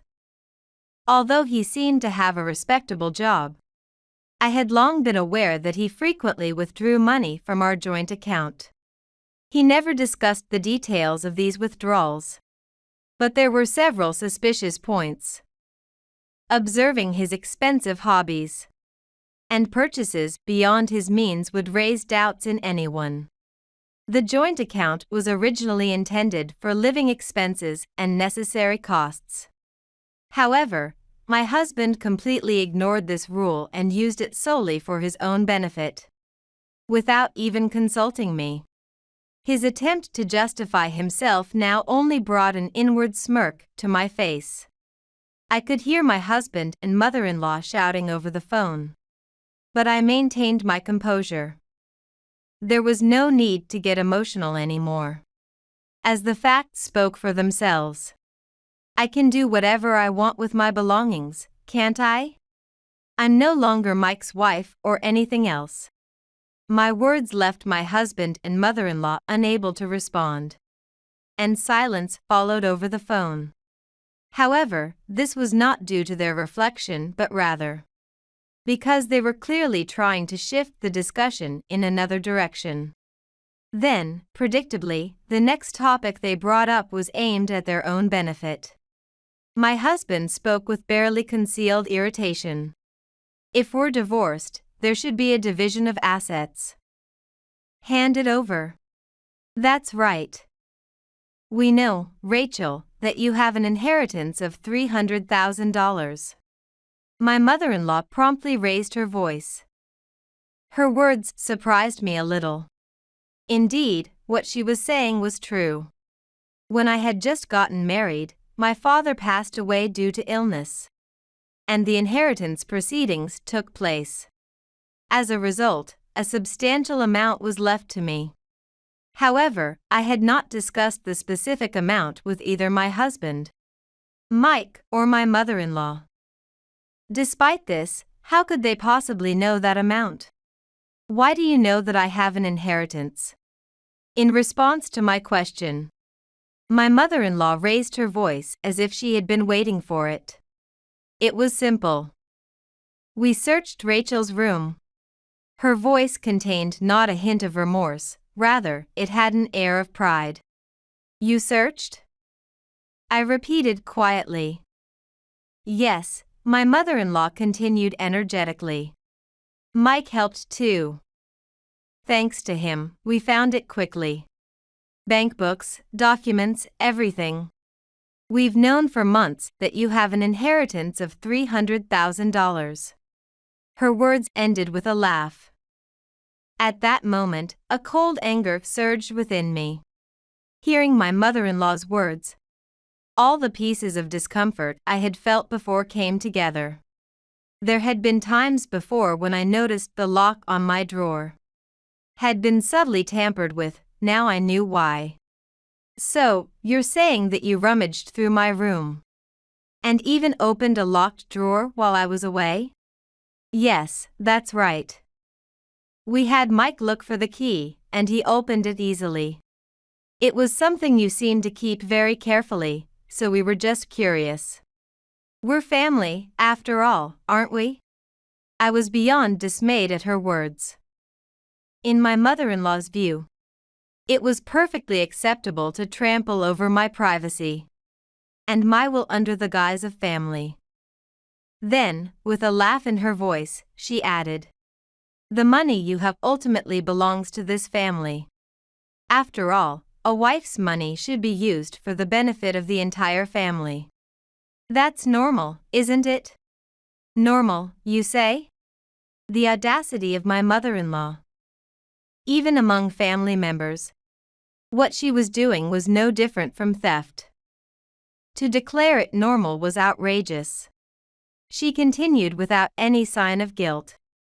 "After all, Rachel, how much do you think we've struggled to support this household? You're not the one earning, so at the very least, it's only right that you contribute the money."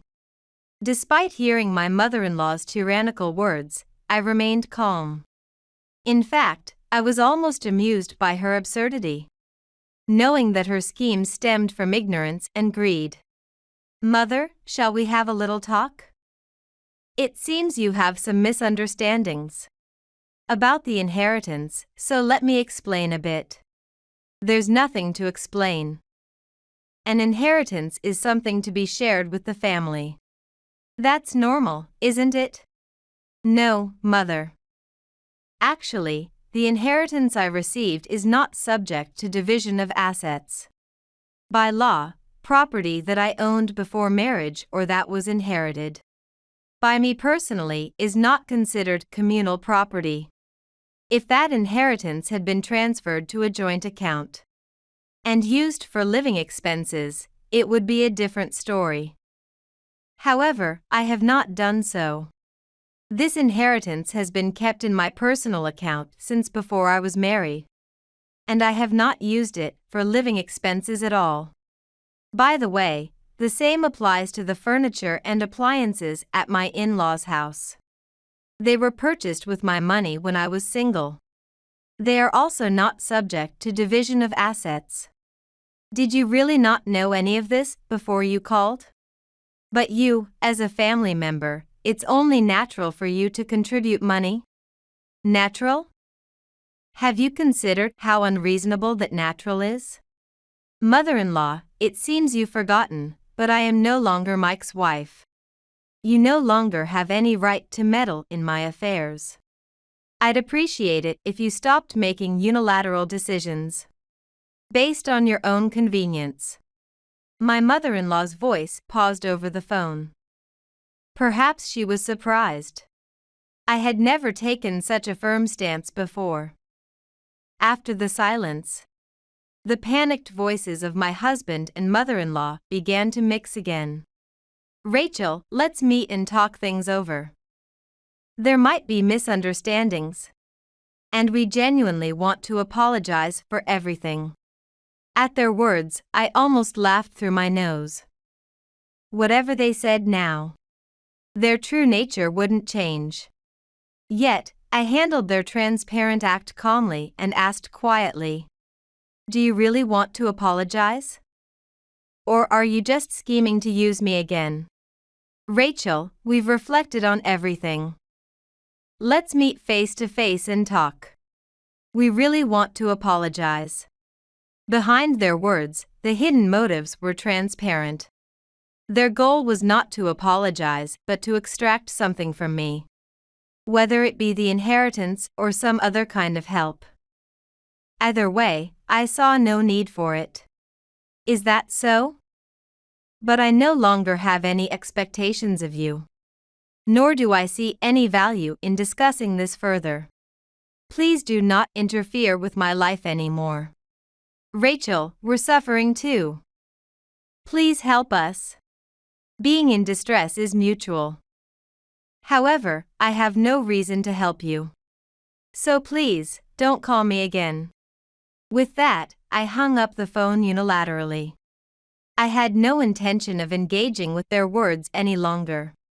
However, I did not expect them to give up just from a single phone call. Knowing them well after all the trouble they had caused, I understood that they were not the kind of people to back down so easily. That's why I needed to be prepared to act further. A few days later, at 7 a.m. in the still quiet residential area, the intercom suddenly rang. As I checked the monitor with suspicion, the figures of my ex-husband, Mike, and my former mother-in-law appeared. They shouldn't have known how to come to my new house, because I hadn't given them this address. "What do you want?" "Rachel, we really need to talk. We didn't know where you were, so we had to hire a detective to find out, but this is our last request." "You used a detective?" I was simply astonished at their action, which showed no trace of guilt for violating my privacy. On one hand, I had anticipated their arrival. Given their past behavior, it was unlikely they would give up easily. "All right. I'll agree to a discussion." I opened the door and invited them into my home. My former mother-in-law looked around my new house with a malicious smile. "To live in such a grand house alone, typical of you, Rachel. But aren't you lonely? You don't need to worry about that." Mike seemed uncomfortable, glancing around, but followed his mother's lead into the house. Mike and my former mother-in-law were still the same, choosing any means necessary for their own ends. Witnessing this, I couldn't help but feel disgusted again. What becomes crucial here is what Mike and my former mother-in-law intend to discuss. Well, I pretty much know. They're out of money. It started with my former mother-in-law.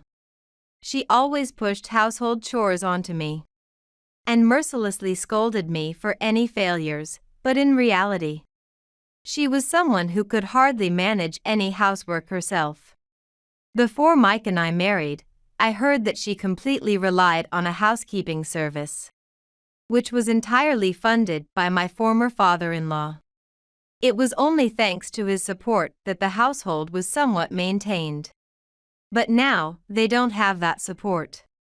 There's no way they can afford to use a housekeeping service, and the house is in complete disarray. It was easy to imagine that they were struggling even to cover basic living expenses. Yet, I was appalled by their audacity to demand help from me without a hint of humility, maintaining an authoritative tone. "Why don't you just pay for it, Mike?" Mike averted his eyes and fell silent awkwardly. Exactly as I thought. I already knew why Mike couldn't respond. "Mike, you were fired from your job a long time ago, weren't you? Is that why you were after my inheritance? You spent money assuming you'd get the inheritance. And now you've even racked up debt, haven't you?" Mike and my former mother-in-law, who already knew about his situation, turned pale. Their expressions were as if they had been struck by lightning. They came here claiming they wanted to talk, but it was clear from the beginning that their intentions were not sincere. Even as they offered apologies, it was apparent they were only trying to use me. "How did you even know all that?" "I heard it from your father. He told me everything about your firing, and that you had hidden signed divorce papers." Mike's expression contorted even more. My former father-in-law had been monitoring Mike and my former mother-in-law's actions after I confided in him about their mistreatment. As a result, it came to light that Mike was fired due to his misconduct at work, and that he had hidden multiple signed divorce papers as part of his harassment towards me. "Mike, you always think what's hers is mine, right? Is that why you brought such behavior into your workplace and caused issues?" Mike looked away silently.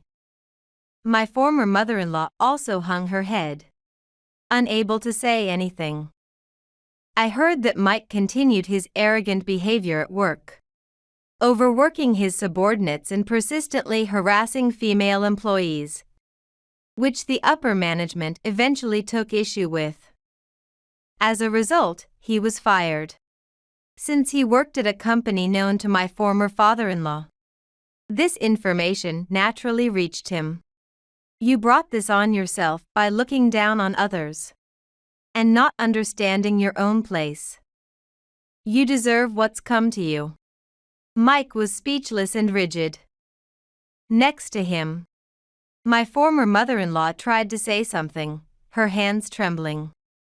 But ultimately, she couldn't utter a word. I quietly faced Mike and my former mother-in-law and decided to ask resolutely. You want to reconcile just to use me, right? You never intended to have a proper discussion, did you? For a moment, Mike and my former mother-in-law showed a look of surprise, but their faces quickly hardened. What are you talking about, Rachel? We want to reconcile to start over as a family. But my gaze was cold, and I did not believe Mike's words. My former mother-in-law also looked uncomfortable. But finally, she snapped and raised her voice. Just hand over the inheritance without fussing. We'll leave you alone if you do. Otherwise, we'll keep coming back, no matter how many times it takes. Faced with their threatening words, I maintained my composure, though I was internally dismayed. I sighed and pulled out my smartphone, showing them the screen. I've recorded your words. If you try anything like this again, I'll immediately report you to the police. Be prepared. At that moment, their demeanor completely changed. The threatening momentum disappeared, replaced by desperation. Wait. Mike blurted out in panic. We don't have enough money for even tomorrow's meal. Please, Rachel, help us. We can't survive like this. Both began to apologize. Please forgive us. We've reflected on our past actions. We're truly sorry and just want your help. Despite their tearful pleas, my heart remained unmoved. They only ever thought of themselves. Even as Mike and my former mother-in-law knelt and cried in front of me, genuine remorse was nowhere to be seen. It was clear they had come here just to use me, and I felt no need to engage with them any further. So, I decided to make a final move. Let's have dinner together then. I can't forgive you, but it's pitiful that you can't even eat. However, from tomorrow, reflect on your actions and start anew. At these words, Mike and my former mother-in-law's faces brightened instantly. Really? Thank you, Rachel. I immediately booked a nearby restaurant and decided to leave the house with them. Although I had said I couldn't forgive them, they probably believed they were forgiven, because I had invited them for a meal. However, reality is harsh, and everything was going according to plan. Upon arriving at the restaurant, they were surprised by the interior. The reason was clear: my former father-in-law was waiting there, sitting calmly and waiting for our arrival. Why is Dad here? What's the meaning of this, Rachel? Actually, I had made a promise with your father. If Mike and Mother came to apologize, we would go out for a family meal. That's right. It was my idea. I set up this meeting to see if you two were truly sorry. Mike and my former mother-in-law fell silent and seemed increasingly uncomfortable as they realized the coordination between me and my former father-in-law. Nevertheless, they had no choice but to declare their intention to change their ways from now on. Here, Mike and my former mother-in-law attempted to sit down, but they were stunned by what was in front of them. They noticed that there were only 2 chairs prepared, They looked at each other in confusion. Seats were reserved for my former father-in-law and me, but none for Mike and my former mother-in-law. "Dad, what's going on?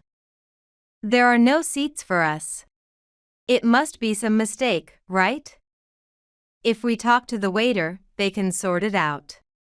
There are only seats prepared for me and Rachel. Of course, you two aren't family. Rachel has divorced Mike. Plus, I intend to cut ties with both of you." The moment they heard these words, Mike and my former mother-in-law stood frozen, their faces blank as they looked at each other. For them, who believed they were forgiven, it was a completely unexpected development. "Dad, are you serious?" Mike asked in a thin voice. But my former father-in-law's expression remained unchanged. Instead, he continued with a quiet anger in his voice. "Why are you surprised? I'm just returning the treatment you gave Rachel. Reflect on what you've done so far. Now, please leave immediately." Neither Mike nor my former mother-in-law could retort. The chilly atmosphere inside the restaurant further highlighted their isolation. In the end, they left the restaurant without saying anything, heads bowed. Left behind, my former father-in-law and I sat down quietly. He looked at me with a gentle expression and said, "Rachel, it must have been really tough for you. I'm sorry. If only I had realized sooner." "No, if you hadn't been there for me, I wouldn't have made it this far," I replied. "If there's anything, always rely on me. I don't want to repeat the regret of not being able to protect my family," he said with sincerity. Our bond, valuable beyond anything else, became a significant support as I moved forward in life.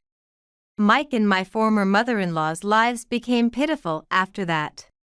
Mike continued his job search unsuccessfully and eked out a living through part-time jobs. Overwhelmed by debt and unable to sustain his previous arrogant attitude of "what's hers is mine," he was a changed man. Meanwhile, my former mother-in-law reluctantly started working part-time but, having never seriously worked before, kept failing. Stress from harsh judgments by others and her own clumsiness filled her life. And soon her home was overwhelmed with clutter and disarray. The prestige of their household was lost, and they became distant from people around them. Sometimes mocked as the family that was abandoned and forsaken by their daughter-in-law. On the other hand, I began walking a new path in life smoothly. With an introduction from my former father-in-law, I secured a stable job and regained a stable life. Our relationship remained strong, and each time I took an important step forward, he rejoiced like a real father. Though no longer family in legal terms, his presence was a strong support in my heart, watching over me warmly. My marriage with Mike was a failure, but gaining a treasure like my former father-in-law was invaluable to me. Embracing his words, "Nothing is more important to me than seeing Rachel happy," I was able to continue walking powerfully towards a new future. The past struggles seemed like a lie as I pursued happiness for myself. I believe this pursuit will also be my way of repaying my former father-in-law. I regained a peaceful everyday life and confidently stepped into a new chapter.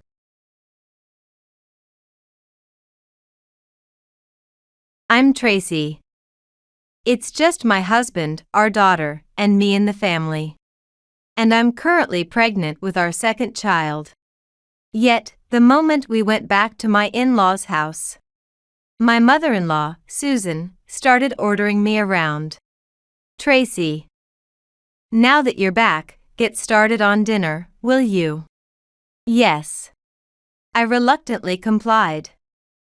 I knew she was aware of my pregnancy. There was a faint hope that maybe she would treat me differently this time. But if nothing changed, I guess that's just how it is. Because that's always how I've been treated at my in-laws. When we visit the in-laws, all the household chores become my responsibility. Cleaning, laundry, cooking, everything is left to me. Well, there's just one thing I don't have to do. That's the shopping. Shopping is my husband's job. So, when my husband and I visit, all the housework is dumped on us. And what do my in-laws do? The answer is simple. My father-in-law, Dan, plays with our daughter, and Susan starts nagging at me. While pondering these things, I had finished preparing dinner. I thought I could finally take a breath, but then Susan suddenly came into the kitchen. Is dinner ready? Ah, yes. Just now. Then, next is cleaning the room. What? I'm pregnant, so let me rest a bit. Huh? Pregnancy doesn't matter. But. Quiet. Cleaning is your job. Get on with it. Her words really hit a nerve. Instinctively, I retorted. If you're so free, why don't you do it, Susan? Maybe I was feeling a bit unstable. Anyway, I usually hold back. But I just couldn't at that moment. I immediately thought, oh no. But it was too late. Susan, scowling, grabbed my right hand tightly. Why should I clean when there's a daughter-in-law? Well, that's... Quiet. Come here. She forcibly dragged me to the bathroom. There, I saw all the cleaning tools. Among them, Susan grabbed a bucket filled with water. Just as I had a bad feeling, she exclaimed. Oh, my hand slipped and splashed the water all over me. Ah. I quickly dodged, so I didn't end up soaked all over, but my legs were definitely wet. My favorite skirt was soaked too. What are you doing, Susan? You talked back to me. Get on with the cleaning. Susan glared at me. I recognized that look in her eyes. It was the same look she gave me when we first came to the in-laws' house. For the marriage introduction. I met my husband Ned in college in New York, far from our hometown. Introduced by a friend, we hit it off when we discovered we were from the same place. And eventually started dating. Even after graduating from college. Our relationship continued, and I thought I might marry this person. It seemed he thought the same, and a few years after getting a job, he proposed. But then, he started saying something strange. I have something I need to tell you, Tracy. What? You know my family runs a food processing factory, right? Ned's family runs a food processing factory, and he joined it after graduating from college. But it seemed he wanted to talk about something else. As he hesitated, I pushed him to speak clearly. If you have something to say, just say it. Sorry, actually, I have an older brother, and he's supposed to take over the company. And? That's it. What's the problem? Well, Ned seemed a bit confused. Later, he told me he thought I was expecting him to take over the company. And might not marry him if he couldn't. No way. I want to marry him for who he is. Not for his company. Whether or not to take over the family. Business really doesn't matter to me. In fact, I even worry that inheriting it might lead to complications. That's why I told my husband this. Do you want to marry me? Or not? Which is it? I want to marry you. Then, that's fine. We'll think about family matters and such when we need to. With that, Ned suddenly smiled. It seemed my words cleared up his doubts. And so, we decided to get married. But when it came to the marriage proposal, Ned again looked troubled. When I asked what was wrong, he began to say weakly, "Maybe Mom won't approve." When I pressed for a reason, he began to explain the family situation bit by bit. Susan's father was the original owner of the factory, and now Dan, who married into the family, is the one managing it. But perhaps because it was her father's company to start with, it seems Susan holds the most power in the family.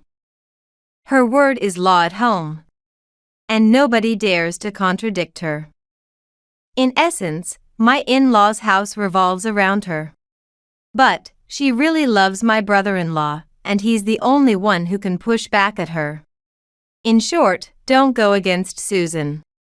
Since Ned seemed so anxious, I prioritized winning over Susan. First, I picked her favorite sweets as a gift. I even changed my makeup and clothes to suit her tastes. I also had a secret weapon in mind. When we went to the in-laws' house for the marriage introduction, we were smoothly led to the sitting room, but Susan remained sullen the whole time. She kept staring at me intensely, so I finally asked her, Susan, is there something on me?" "No, nothing. I'm just against your marriage, that's all." Ned's worries were spot on. While he stayed silent, I could kind of see why she was against our marriage. Probably because my husband was getting married before my brother-in-law, who was supposed to inherit the business. Anyway, people who value seniority think the eldest son should inherit the family business first. I thought she believed my brother-in-law should marry first, so I shared my thoughts with her. "Susan, it's amazing how you support Dad running the company, isn't it?" I couldn't do it. I really respect you." "Really?" Susan cracked a smile for a moment. Feeling it was time to push further, I continued. "So, when brother-in-law takes over, we too can support him, that's what we discussed." I said indirectly that I wouldn't oppose my brother-in-law taking over the house. Suddenly, Susan softened a bit, saying, "You seem to understand things quite well." "Thank you. Well, I guess I could approve of the marriage." Her attitude softened slightly. That's when I made the final push. Actually, I was working at a local logistics company until recently. So, the last project I handled there, I told Susan about the opening of a direct store of an overseas brand near our in-laws' home. Moreover, there was a secret sale before the opening, which only invited guests could attend. And the transportation of the store's products was handled by the company I worked for. Is that so? So, I've got an invitation to the secret sale. I showed her the invitation to the secret sale that had been allocated to the logistics company I worked for. "You have something good there. I'll give this to you, Susan." "Really?" Her eyes sparkled, just as I had researched. Susan indeed had a soft spot for this brand. "Actually, I was the one invited, but I'm not interested in branded goods." "Then, I'll go instead of you." Thus, Susan allowed our marriage. Perhaps because of that, my relationship with Susan had been good. However, we only met once a year at the in-laws. We didn't care enough about each other to worry about our relationship. So, I thought nothing much would happen. That's just what I casually thought. However, that relationship gradually began to change. I realized it had changed significantly when our daughter was born, I think. That year, feeling anxious about my first pregnancy, I spent most of my time at my parents' home. Of course, my husband didn't object, and he visited my parents' home whenever he had time off. But because I didn't show up at my in-laws, Susan seemed quite angry. When we went to my in-laws after our daughter was born, Susan as if she had changed into a different person, started ordering me around. Tracy. Prepare dinner. Ah, yes. Once that's done, start cleaning. Yes, yes. At first, I had no idea why this was happening. But as I observed and heard Susan's words, I gradually understood the reason. She would grumble things like, staying home just because of pregnancy. And she would make such spiteful remarks. Skipping housework because of pregnancy, that was unthinkable in my time. That's when I realized that not going to my in-laws during my pregnancy was why Susan was angry. But knowing the reason didn't help. It was already over, and there was nothing I could do about it now. I guess I just have to obediently listen to Susan for now. I thought so and obediently followed her orders. However, even that attitude seemed to irritate Susan. Tracy. Is the laundry done? Almost there. Hurry up. You're really sluggish. Her hounding of her daughter-in-law showed no signs of stopping. Eventually, I was physically and mentally exhausted, and became reluctant to go to the in-laws. Still, visiting the in-laws was only about once a year. Unlike my brother-in-law, who was doted upon, my husband also had a weak position at the in-laws. When my husband went to see my in-laws, Susan took advantage of him just like she did with me. I thought about mentioning it to him, but I didn't want to cause him any worry. I just have to endure it while at my in-laws. I thought so and chose the path of endurance. Amidst all this, I became pregnant with our second child. Learning from my experience during my first pregnancy, I decided to visit the in-laws this time. To avoid complaints from Susan, I planned to increase the frequency of visits to the in-laws. A few days after discussing this with my husband, we visited the in-laws after my 4-month pregnancy checkup. As expected, my husband was sent out to shop by Susan. I figured I would be preparing the meal, but then Susan said this to me. The baby's gender must be known by now? Yes, I think it'll be known at the next checkup. The ultrasound to determine the baby's gender was scheduled for next month. But since it seemed like Susan was plotting something, I deliberately gave a vague reply. Then, looking at me sternly, she said, "Make sure it's a boy. I won't forgive you otherwise." Huh? Why? We need an heir, an heir. The harsh look from Susan left me confused. The heir was supposed to be my brother-in-law. Then, his child would inherit. That's what I thought. But Susan was telling me to produce an heir. After thinking it over, I asked her, "Why should I produce an heir?" "Really, you're foolish. The heir will be Paul's child. Paul is my brother-in-law's name." Indeed, in Susan's mind, it seemed that my brother-in-law's child was supposed to inherit. Then, as I thought about this, Susan said, "Your child will be a spare." A spare. Spare. If something happens to Paul's child, having a spare will come in handy, won't it? Hearing those words, I was horrified that such a person could exist. I truly became scared. Seeing Susan's true nature made me understand why my husband was afraid of her. He must have been raised as a spare for his brother. "Excuse me. I'll prepare dinner." I said that to Susan and left the scene. Afterwards, claiming I wasn't feeling well, I returned home early with my husband. Once home, I recounted everything that happened with Susan to my husband. He looked down and said, "I've always been told I was just a spare for my brother. What should we do?" "I don't want to go to my in-laws anymore. Actually, someone I met through work has invited me to join his company. Really? Once the second child is born, I'll leave Dad's company and move there. Are you sure? Yeah. It's out of the state, so it'll cut ties with home. My husband seemed resolute. I felt a bit relieved. But now is a crucial time. And we can't leave here until the child is born. I told myself to endure a little longer. As the year-end approached, we reluctantly went back to the in-laws. At 8 months pregnant, I could no longer move agilely.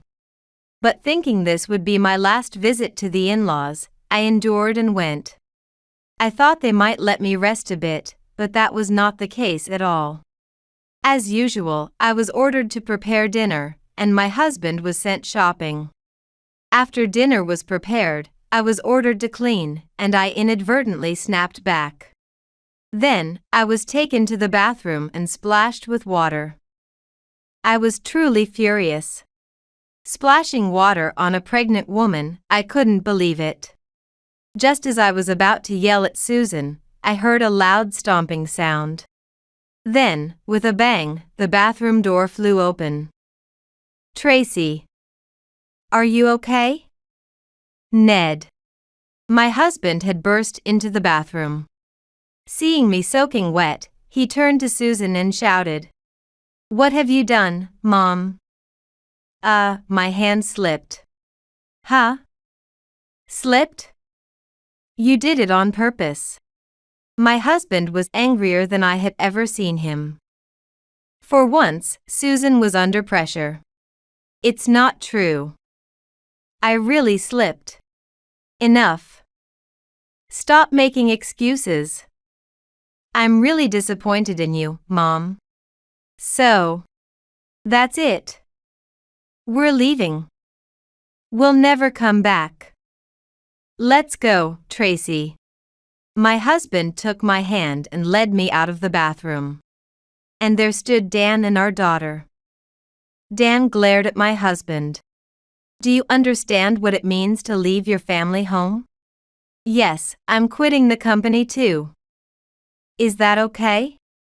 Do you think someone like you can make it on your own? It's better than staying with such awful people. Don't ever get involved with us again. After saying that, my husband picked up our daughter. We quickly packed our things and the three of us dashed out of the in-laws' house. While we were comforting our nervous daughter, we drove over to my parents' home. Initially surprised, my parents quickly accepted us after. My husband explained the situation. And so, we cut ties with my in-laws. Later, waiting for the new year to start, my husband submitted his resignation to his father's company. He then changed jobs to the company where he had been invited to work. We also moved. Our daughter didn't seem to understand why we were moving. But I figured we could explain it to her over time. In any case, we felt truly refreshed having cut ties with the worst in-laws. A few months later, I gave birth to a healthy boy. And we started our family life in earnest. Through the grapevine, I heard that Dan's company had started to falter. The reason was that many business partners had left after my husband, who had handled all the sales, left the company. Anyway, the company was struggling. But that was no longer our concern. My husband and I talked about it, but it seems we couldn't just leave it at that. One day, Dan came to my husband's company and said, "Could you come to Paul's wedding? It looks bad if his brother is absent, please." Dan even knelt before my husband. Why would he go to such lengths? My husband asked him for the reason, and it seems he said, "The woman Paul is engaged to is the daughter of a president from one of our business associates. They've set a rule that he has to marry her for them to invest in our company." It appears that their marriage was arranged to help Dan's company. Of course, the woman on the other side was enthusiastic. But my brother-in-law didn't seem happy. However, he couldn't refuse for the sake of the company. Still intending to be absent, my husband said, "I'll decide after talking to Tracy." So he asked me, "We're not going, right?" Smiling, I responded, "Then let's go to the wedding." "Really? Are you sure?" "Of course. We haven't gotten our revenge yet." My husband was surprised. Yes, when I heard that story, a good method of revenge came to mind. I chose to attend the wedding to carry out that plan. I wouldn't dream of causing a scene on the wedding day, especially with all those people watching. That would only lead to people being upset with us. So, after the wedding was over and only close family remained in the back room, I executed my plan. Congratulations on this special day.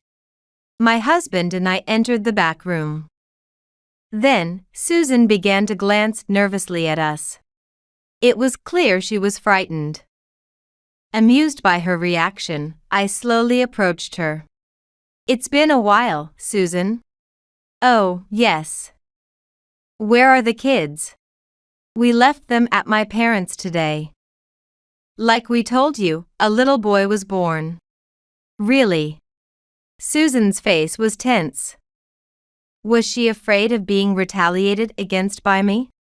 Or perhaps she was scared that the marriage of her other son might fall apart? Either way, she was clearly frightened. Then, loud enough for my sister-in-law to hear, I said, "The place where you grabbed me before still has a bruise." While saying this, I rolled up my sleeve and showed my left wrist. Then, the red marks on my left wrist became visible, and the relatives began to murmur. Of course, it was a fake made with makeup. Even though it was just a ruse, Susan panicked. "Tracy, what are you saying?" I continued unabated. "Because you grabbed me so hard. It really hurt. Stop that right now." While I was pregnant, I had to handle all the cooking and cleaning on my own. And then you went and threw cold water on me. That was just the worst. "Be quiet," Susan suddenly shouted, but the attention of those around her was captured. She frantically started making excuses to the relatives. She claimed that none of it happened, that I was lying. Then, holding my wrist, I said, "It still hurts now, and you say I'm lying. How sad." Then, triumphantly, Susan yelled at me, "You liar. I grabbed your right hand. And there's no way it still hurts after so many months." At that moment, the back room fell silent. "You've slipped up." Susan was shocked by my words. Naturally, after her own admission, she was completely shunned by the relatives. Even the relatives of my sister-in-law were outraged. "Is this how you treat your own daughter-in-law? Forget the marriage and this ceremony." Meanwhile, Susan was at a loss, and Dana tried to smooth things over. But it was futile. After confirming the situation, my husband and I left the scene. I later heard that the marriage was called off due to the relatives of my sister-in-law taking issue with Susan's behavior. They even demanded a large sum as compensation. But there was no money available to cover it. In the end, my in-laws and my brother-in-law fled during the night but were quickly apprehended. Then, they ended up working at the company of the woman they were supposed to marry to repay the compensation. Additionally, that company took over the work left by my in-laws and retained the employees. That the employees were safe was a small consolation. As for us, we remained a family of 4, with no particular changes except for my husband's workplace. However, that incident made my husband much tougher. He's more reliable than before, and I think that's a good thing. I came to understand something really important. As well, you can't play favorites with kids. It's crucial to love them equally. Susan helped me see that, and I'm a bit grateful to her for it. And I really appreciate that my husband is a good man. Especially since he had a mom like Susan growing up.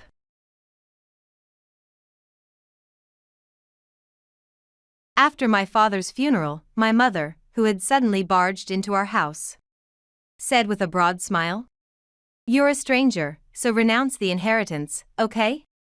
Yes. I thought, I can't wait to see what happens next. Well, what a well-behaved girl. This puts my mind at ease. She left, pleased with herself, but 3 days later. Hey, you. What's going on? What suddenly happened? Stop playing dumb. Why do we have to move out of the house? Ah, that house. My name is Jenny. I married Sean, whom I had been dating since college. And we were blessed with 2 children. Our family of 4 lives happily and peacefully. I work at a company founded by my grandfather, and because we both work, we never want for anything. I never thought those happy days would return. My childhood home was a bit complicated, and my stepmother and I are not related by blood. My real mother passed away from illness when I was very young, and for a while, it was just my father raising me. Although it must have been tough managing both work and household duties, I still had fun every day because my father was there. Despite missing my mother, I always looked forward to making dinner with my dad when he came home, eagerly awaiting his return every day. However, when I was in 3rd grade, my father remarried, and I started living with my stepmother. My life changed drastically. My mother had a son from a previous relationship, a boy 3 years younger than me. The 4 of us started living as a family. At that time, my father had just started a new business and was very busy every day, probably wanting to focus on work. Having a new wife probably gave him a sense of relief. He came home late every day, and I inevitably spent a lot of time with my stepmother and siblings. I didn't get along well with my stepmother. She was simply mean. Wesley. It's snack time. Today we have fruitcake. Yay. Wow, it looks delicious. But what about my sister? Oh, your sister hates cake. Here, this is your snack.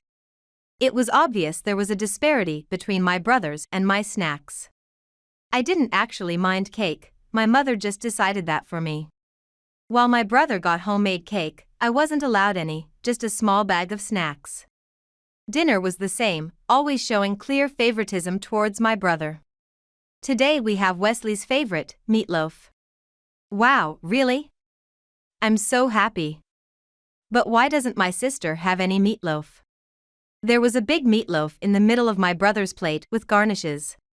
But only garnishes were placed in the middle of mine.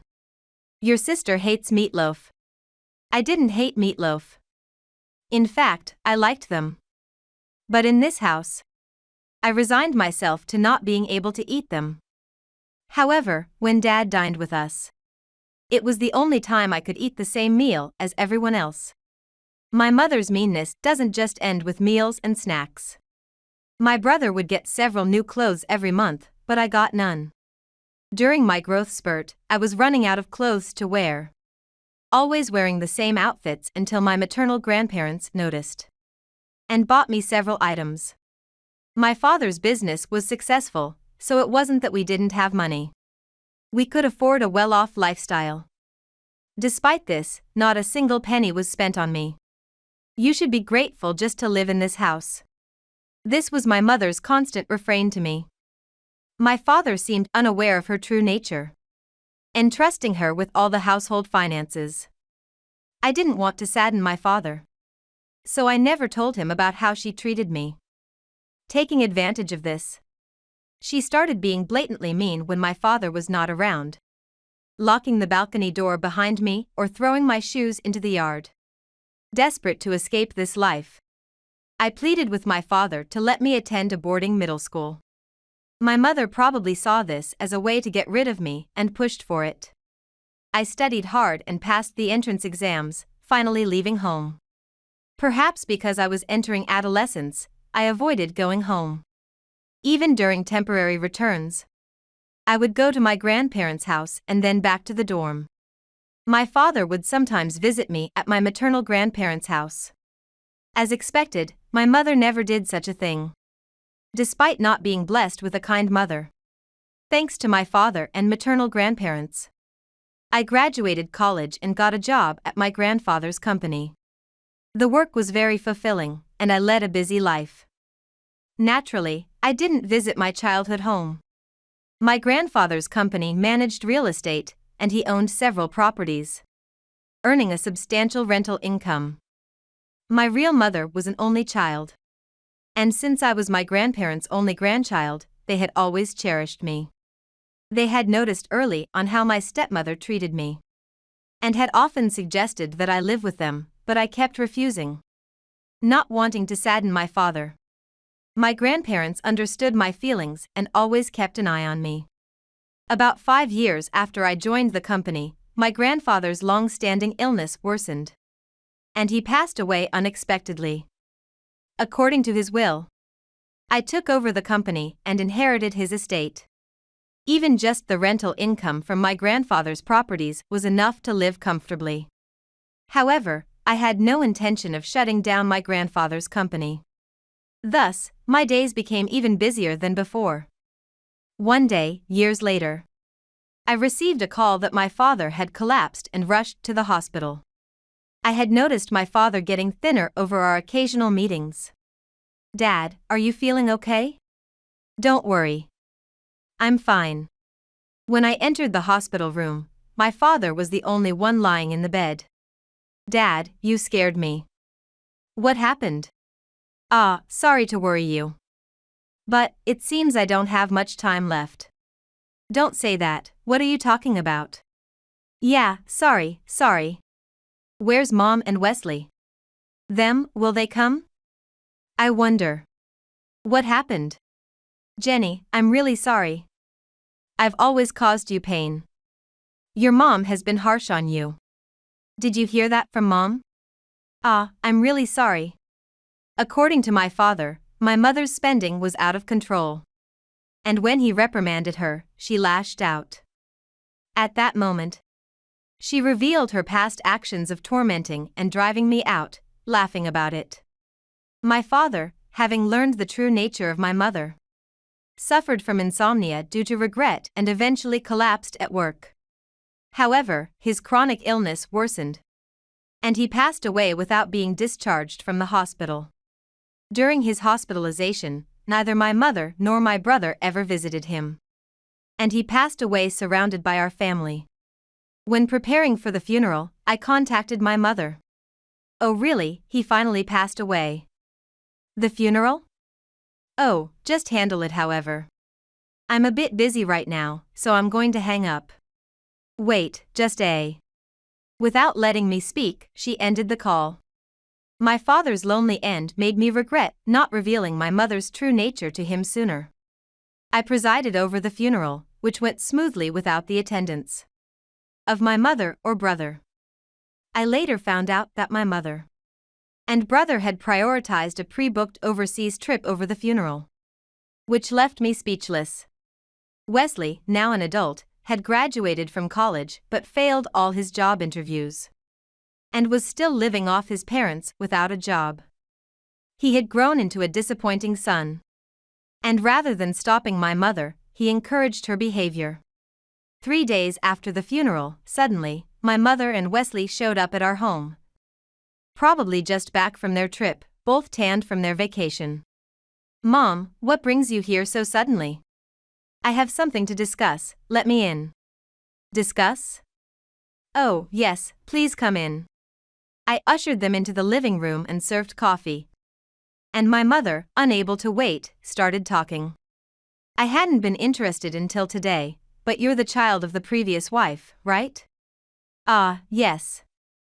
I'm officially adopted by my father, though. You knew? I did a little research. I thought the inheritance would go to you after he passed. Ah, I see. Then, with a broad smile, my mother said, "You're a stranger, so renounce the inheritance, okay?" Saying this, she presented me with documents to renounce the inheritance. Although I anticipated this, I was still surprised by my mother's quick action. And momentarily confused. Still, I decided to give the response she was probably expecting.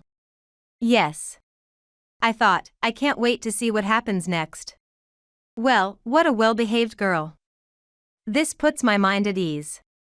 I quickly signed the documents and put them back. My mother snatched them up into her bag. And the two of them left with a spring in their step. 3 days later, as expected, my mother called. "Hey, you. What's going on? What suddenly happened? Stop playing dumb. Why do we have to leave the house?" "Well, that house is in my name. It originally belonged to my biological mother. I had been letting your father live there rent-free, but now that he's passed, I can't just lend it out for free to strangers. I'll rent it to you for $2,000 a month. But if you don't agree, you'll need to move out." "That can't be true." "It's true. We both don't work, how can we possibly pay $2,000 a month?" "Then please move out by the end of next month." "How can you say that? I raised you as if you were my own. I remember you being mean to me, but I don't recall you raising me at all." "What an awful thing to say. You're as ungracious as ever." "Well, it's fine. That man had his company and real estate income." "Oh, you don't know about Dad's inheritance yet? Your spending has drained the cash. And most of the real estate has been sold off, I heard. The company has been merged and is no longer in Dad's name. All that's left is debt." "What?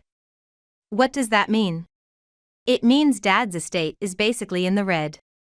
I've already renounced my inheritance, so it doesn't involve me." "Wait, you tricked me." "I haven't tricked anyone. You told me to renounce the inheritance. So I just followed your instructions."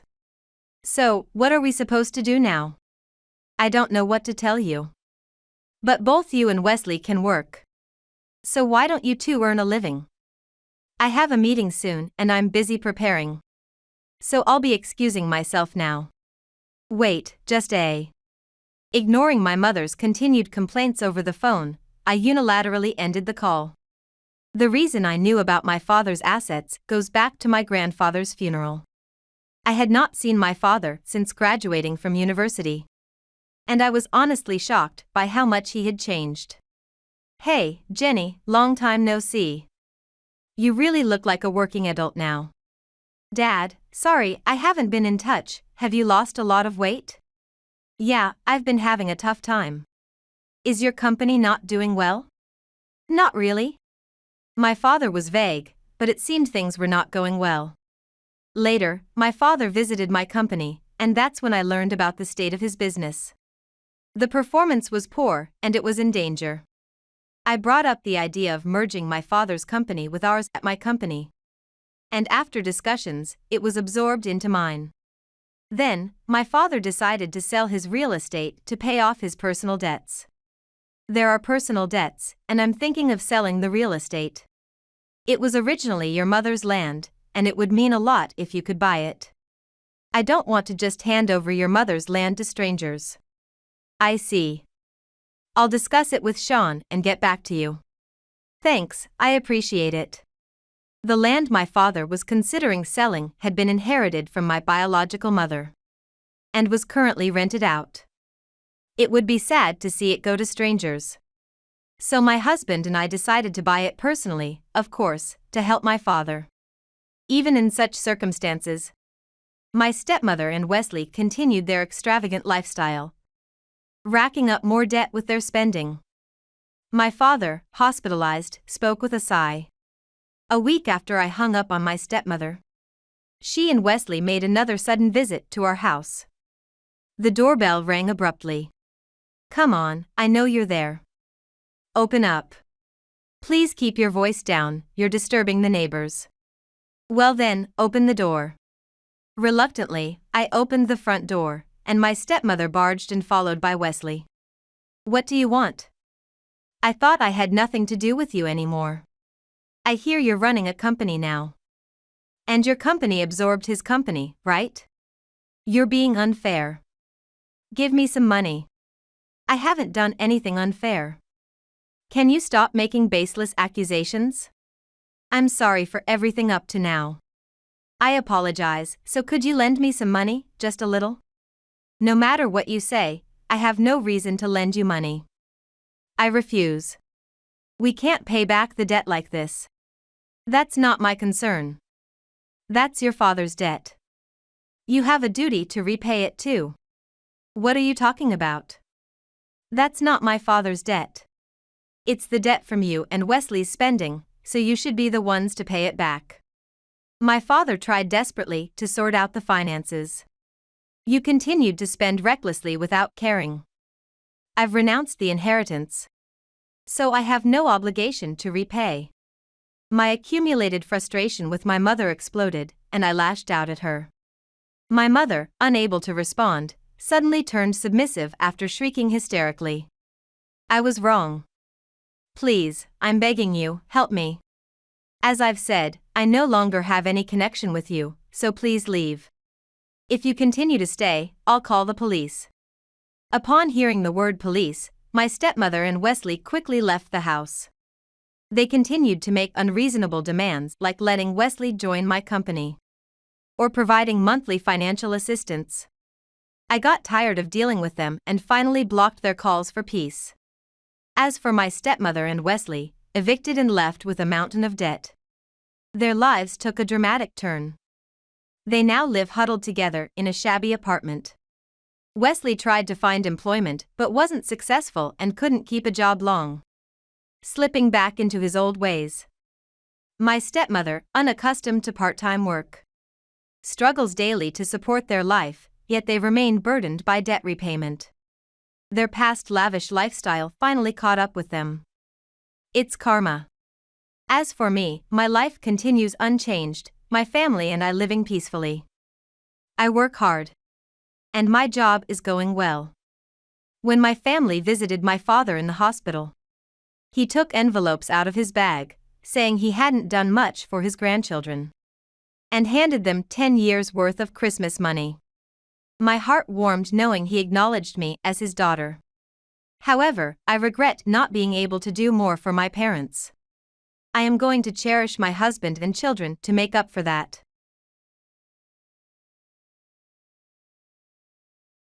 I never thought of you as my mother. My daughter Abby looked at me as if I were trash when she said that.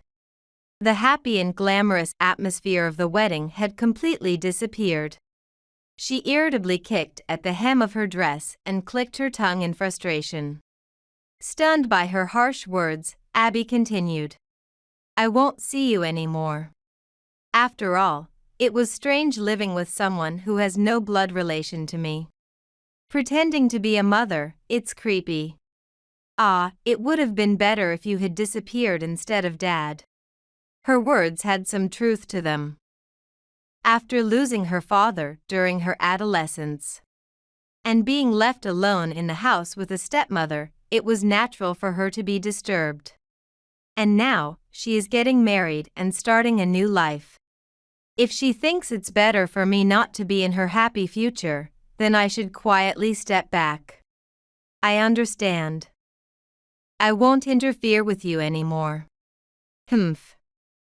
Of course. I don't want to see your face ever again. Never appear in front of me again. With a look of utter disdain, Abby walked past me. The dress that I had thought was so beautiful during the ceremony now looked entirely different. Suddenly, memories of the past came rushing back all at once. When Abby caught a cold, I stayed up all night taking care of her. No matter how busy I was, I made sure we had dinner together. I bought whatever Abby asked for, wanting as long as I could afford it. While I hardly ever bought anything for myself, Were all the things I had done really in vain? Tears spilled from my eyes. It's been years since my husband passed away. David left his only daughter Abby and returned to heaven. He was handsome and good at his job, and he was very popular. When the news of his divorce from his previous wife spread within the company, many female employees were excited. The reason for the divorce was not David's fault but his wife's circumstances. She cheated and hardly ever came home, and unable to bear it anymore, David initiated the divorce. There were few who approached him, as he had an elementary school-aged daughter. Everyone clearly thought they wanted to date David, but they didn't want to take care of a daughter about to hit puberty. Although unspoken, it was obvious. Plain and with no particular talents, I never thought David would like someone like me. I had feelings for him, and the fact that he had a daughter didn't bother me. But I couldn't see why he would choose me. So when David asked me out to dinner, I was shocked. When I asked him why he had invited me, he said, "You always work diligently and take good care of others." That's what attracted me. Soon after, we started dating. On our third date, David looked serious as he said, "I think you know, but I have a daughter. If you're willing to continue this relationship with marriage in mind, would you meet my daughter once?" I was initially surprised by his proposal, but I was happy that David was seriously considering a future with me, and I immediately said yes. My first impression of Abby was she's truly beautiful. She resembled David, with a face that could be recognized as beautiful at a glance, even at her young age. She was very attached to David and her somewhat spoiled behavior was concerning. But she was friendly and started talking to me right away. Later, we got married, and the three of us started living together. It was my first marriage, and there were many things I didn't understand and worried about, but I was truly happy. David loved us unconditionally, and Abby, though awkwardly, tried to accept me. At least at that time, I sincerely thought so. But David's death suddenly ended our happy life. It was an accident during a business trip. It was immediately clear from the dashcam that there was no fault on his part, and that David had died instantly. When I received the news, I thought it was the end of the world. Abby was distracted even during David's funeral, and once she settled down, she started crying every day. However, I couldn't afford to cry. Raising David's daughter properly was my mission from now on. With that thought, I worked desperately. Despite being busy, I made even more time for Abby than before. However, she began to go out often, avoiding me. When she saw me, she would look sad and say, "It would have been better if Dad was alive." It was sad, but I understood her feelings.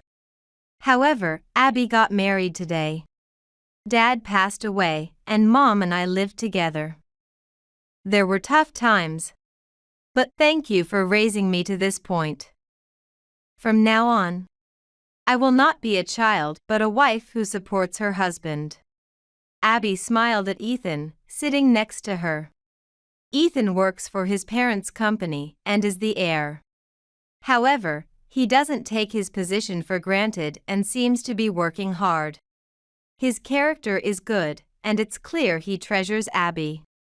Abby has chosen a wonderful person, I thought as I dabbed the corners of my eyes. After the wedding ceremony ended without a hitch, and only family members remained at the venue, Abby beckoned to me. Wondering what it was about, I followed her to a deserted corner of the lobby. "Mom, there's something I've always wanted to say." Wondering what it was, I waited for Abby's words, but suddenly Abby glared at me. "I won't see you anymore." After all, it was weird living with someone who has no blood relation to me. Pretending to be a mother, it's creepy. Abby looked at me as if I were trash. The happy and glamorous atmosphere of the wedding had completely disappeared. She irritably kicked at the hem of her dress and clicked her tongue in frustration. Stunned by her harsh words, Abby continued. I really hated being seen as your daughter, such a plain woman. I kept quiet because I would be scolded if I said that. If Dad had been alive, I wouldn't have had to feel this way. To bring up my husband as well. I never expected that. But her words had some truth to them. After losing her father during her adolescence and being left alone in the house with a stepmother, it was natural for her to be disturbed. And now, she is getting married and starting a new life. If she thinks it's better for me not to be in her happy future, then I should quietly step back. Laughter from other family members could be heard in the background. I had to move on. I couldn't just stand here forever.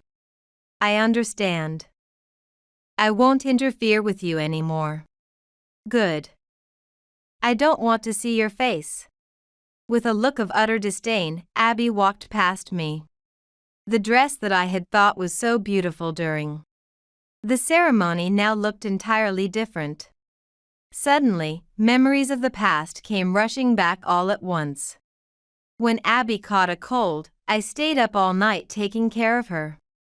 No matter how busy I was, I made sure we had dinner together. I bought whatever Abby asked for, wanting as long as I could afford it. While I hardly ever bought anything for myself. Were all the things I had done really in vain? Tears spilled from my eyes. Months had passed since the wedding. Since that incident, I had cut off all contact, so I didn't even know where she was living now. I still see Abby's scornful look directed at me on the day of the wedding in my dreams. Had I really done something to deserve such a look? What do you think, David? Of course, David wouldn't answer as I spoke to his photo. I stood up to go shopping after offering incense at David's altar. When my smartphone vibrated. Looking at the screen, Ethan's name was displayed. We had exchanged phone numbers just in case at the first meeting. And I hadn't used it since. I wondered if something had happened to Abby. And hurriedly answered. Hello? Ah, Mother. I'm sorry to call you suddenly. I was just wondering if you're okay. Am I okay? What do you mean? No, Abby said she's been sending you $4,000 every month. It's coming out of my salary, so it's not a problem, but if it's costing that much, maybe it'd be better if you just lived together, Ethan said suddenly, making me feel as if I had been slapped across the face. Abby has been sending me $4,000? That can't be true. After all, we haven't even been in contact, let alone receiving any money from her. This means Abby has been deceiving Ethan, taking money from him every month. I don't know what she's using it for, but it's certainly not a small amount. And it must be for something no good. Feeling uneasy, I told Ethan everything. That I hadn't received any money. And about the almost disowning words Abby had said on the wedding day. As I laid it all out, I could tell Ethan was shaken on the other end of the phone. Could it be? Then the money I've been giving, Abby has been using it? Probably. Ethan fell silent. It was natural for him to be shocked. He thought he was providing for a motherly wife, but in reality, she was squandering it. I didn't know what to say either, and as I remained silent, after a while, Ethan spoke up. Mother, I have a thought. Would you mind listening? A few days later, our doorbell was rung furiously. As I went to the door and unlocked it, Abby burst in like a storm. What do you mean by this? What are you talking about? Don't play dumb. You told Ethan about the money, didn't you? Abby's face was red with anger. I looked at her coolly and replied, "Well, I haven't received it." "I can't lie. You really only do unnecessary things. What are you going to do if I can't pay back my debts?" Abby began to spill everything. She needed money for a guy at a nightclub she was involved with. But on her own, she couldn't pay back the amount. So, she married Ethan, who had money. Ethan was soft on Abby, and he easily gave her money whenever she asked. Everything was going well because of that stupid man. Now that it's come to this, you should take over my debts. I've heard everything. Huh, no, why are you here? Ethan stepped out from the living room, followed by his parents. Today, they were at our house to discuss Abby's situation. It wasn't a coincidence that Abby had come over today. Ethan had set it up by saying, "I need to discuss the money issue. So I'll go to my parents' house alone." Abby's face, which had been red, now turned pale. She collapsed to the floor and started crying. "This is wrong. Ethan is all I have, but..." "Stop the fake tears." A sharp voice came, and Abby trembled. Ethan's father stood before her, looking down quietly. His expression was as immovable as a deity's statue. And even I straightened my back. "You said you're not blood related to your mother." "That's right. That's why I ended up like this, because of her. Ethan and I are the same." The room fell silent. Indeed, looking at them, they didn't resemble each other at all. Ethan stepped forward and gently tapped his father's shoulder. Their gesture was very intimate, clearly seen only between real father and son. "You've grown up because of Susan's efforts. Whether or not she's your blood-related daughter, she raised you well because of Susan's efforts and character. Yet you trampled on her feelings. Isn't it natural for a parent to raise their child? Wake up, you fool." His voice filled the room. Abby mumbled something but didn't have the courage to talk back, and she looked down. As I was wondering what to do, Ethan's father turned around. His face was very gentle, and I immediately knew he was sympathizing with me. "It must have been hard for you. You don't have to endure it anymore." That was the trigger, and tears came out. Since the day of the wedding, when Abby unilaterally accused me, I had been regretting everything. I thought I was doing my best for David, for Abby, but it was all in vain. But I couldn't tell anyone. Because we're not blood related.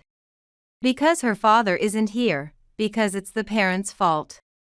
I knew I would be blamed like that. But finally, I felt rewarded. We're getting a divorce. We'll talk about the details when we get home. Wait. I'll fix what's wrong, just don't do that. Mom, say something. Abby was dragged out by Ethan. Ethan's parents bowed to me, and the front door closed. Everything was over, and I collapsed against the wall. A month after the uproar, our doorbell was rung furiously again. Knowing it was Abby, I still didn't open the door. Soon, I could hear banging on the door. "I know you're there. Money. Lend me some money. $500. No, even $100 is fine." Despite her pleas that she was being chased, that he couldn't live without the money I'd give, it didn't touch my heart at all. It was all her own doing. However, thinking it might bother the neighbors if I left it as it was, I approached the door. "I thought I was a stranger to you." God. Even through the door, it was clear she was at a loss for words. "If you make any more noise, I'll call the police. Damn woman. She spat out and her footsteps receded. I sighed with relief and sat down in front of the altar. David remained forever young in the photo, while I had aged considerably.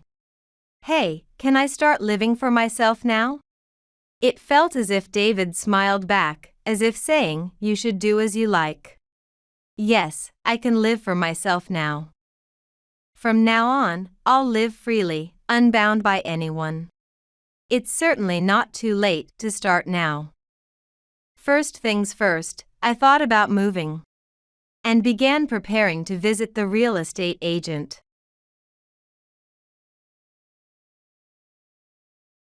I'll mourn Sarah in my own way. I'm going to have steak, Sarah's favorite, with Mom.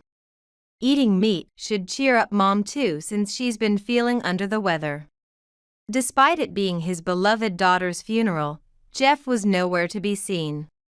After numerous calls, I finally got through to him only to hear something unbelievable. Who does he think caused Sarah's death? Talking to Jeff is pointless. He lacks something fundamental as a human and as a parent. The harm he's done just fuels my hatred for him. I am not the only one with a rising flame of anger. My dad feels the same. Maybe it's time to send him to hell. With Jeff absent, we managed to send Sarah off to heaven. Now, it's Jeff's turn. I'll make sure he's thoroughly sent to hell, or rather knocked down to it. I am Kelly Harrison, a housewife in my 30s. My daughter Sarah was just 3 years old. Mommy, I want to go to the big pool again. Ah, the pool. Yeah, it's fun. In our family, there's me, my husband Jeff, and our daughter Sarah. We really enjoy going out together. Ever since Sarah was born, Jeff suggested fun outings every week. But as Sarah turned 3, our happy family began to crumble. You want to go to that big pool again? No. Let's go to the museum instead. They have big dinosaurs there. As I feared, Jeff was reluctant to go to the pool. I sighed quietly. Until recently. If Sarah wanted to go to that pool, Jeff would happily oblige. But nowadays, he ignores Sarah's wishes and steers us toward his preferred destinations. Young Sarah simply changes her mind, see dinosaurs. Though if Sarah is okay with it, I guess the museum is fine, but it leaves a bitter taste in my mouth. Are we not going to the pool anymore? When I asked softly, Jeff nodded as if it were obvious. Yeah, that's right. That pool was indoors. So it was good because we could go even in winter. Well, we went there a lot until she was 3, so it's enough. Sarah can no longer visit her favorite outing spots. Not because it's no longer beneficial. That pool was free until the age of 3, but charges start from 4 years old. Jeff loves a bargain. He always takes free pocket tissues handed out on the street, even walking back and forth to get 3 or 4. He prefers dining at places with coupons. Even if he really wants a hamburger, he'll settle for pizza with a coupon. I believed he was just being economical. But ever since Sarah was born, he's become ridiculously stingy. It's nice that kids are cheap. Let's give Sarah lots of experiences while we can. Jeff hunts for free or cheap spots for kids, and he has taken us on trips on planes. We've climbed high towers and visited aquariums and zoos. We have many memories. I was grateful to Jeff, but I never imagined that once she turned 3, and the cheap rates ended, he would suddenly stop going altogether. It's still fine while she's a toddler. Even if she can't go to her favorite pools or amusement parks, there are plenty of other fun and affordable outing spots and eateries. However, once she starts elementary school, the deals Jeff desires are almost gone. Come on, we're going to the park. Hurry up and get ready. Did you pack the lunchbox? Not yet? Our destinations are always free entry parks. After all the fun we've provided her with, ending it just because she's started elementary school is too much. I talked to Jeff about it after Sarah went to bed. Let's take her to a place she likes at least once a month. Huh? This conversation again? Then why did I entertain her all this time? I let her have fun while it was cheap, that should be enough. I've already given Sarah a lifetime of luxury. Jeff is always stubborn and unyielding. Having gotten used to the toddler rates, paying normal rates feels like a huge loss to him.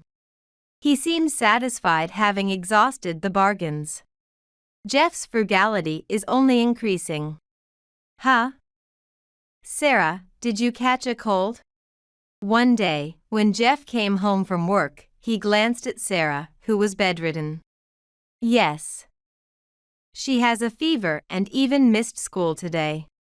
She just took her medicine and went to sleep. I placed my index finger to my lips, signaling him to be quiet so as not to wake Sarah. Jeff peeked at Sarah's suffering face, and the next moment, I heard an unexpected "Shh." You really shouldn't rush to the hospital over a cold.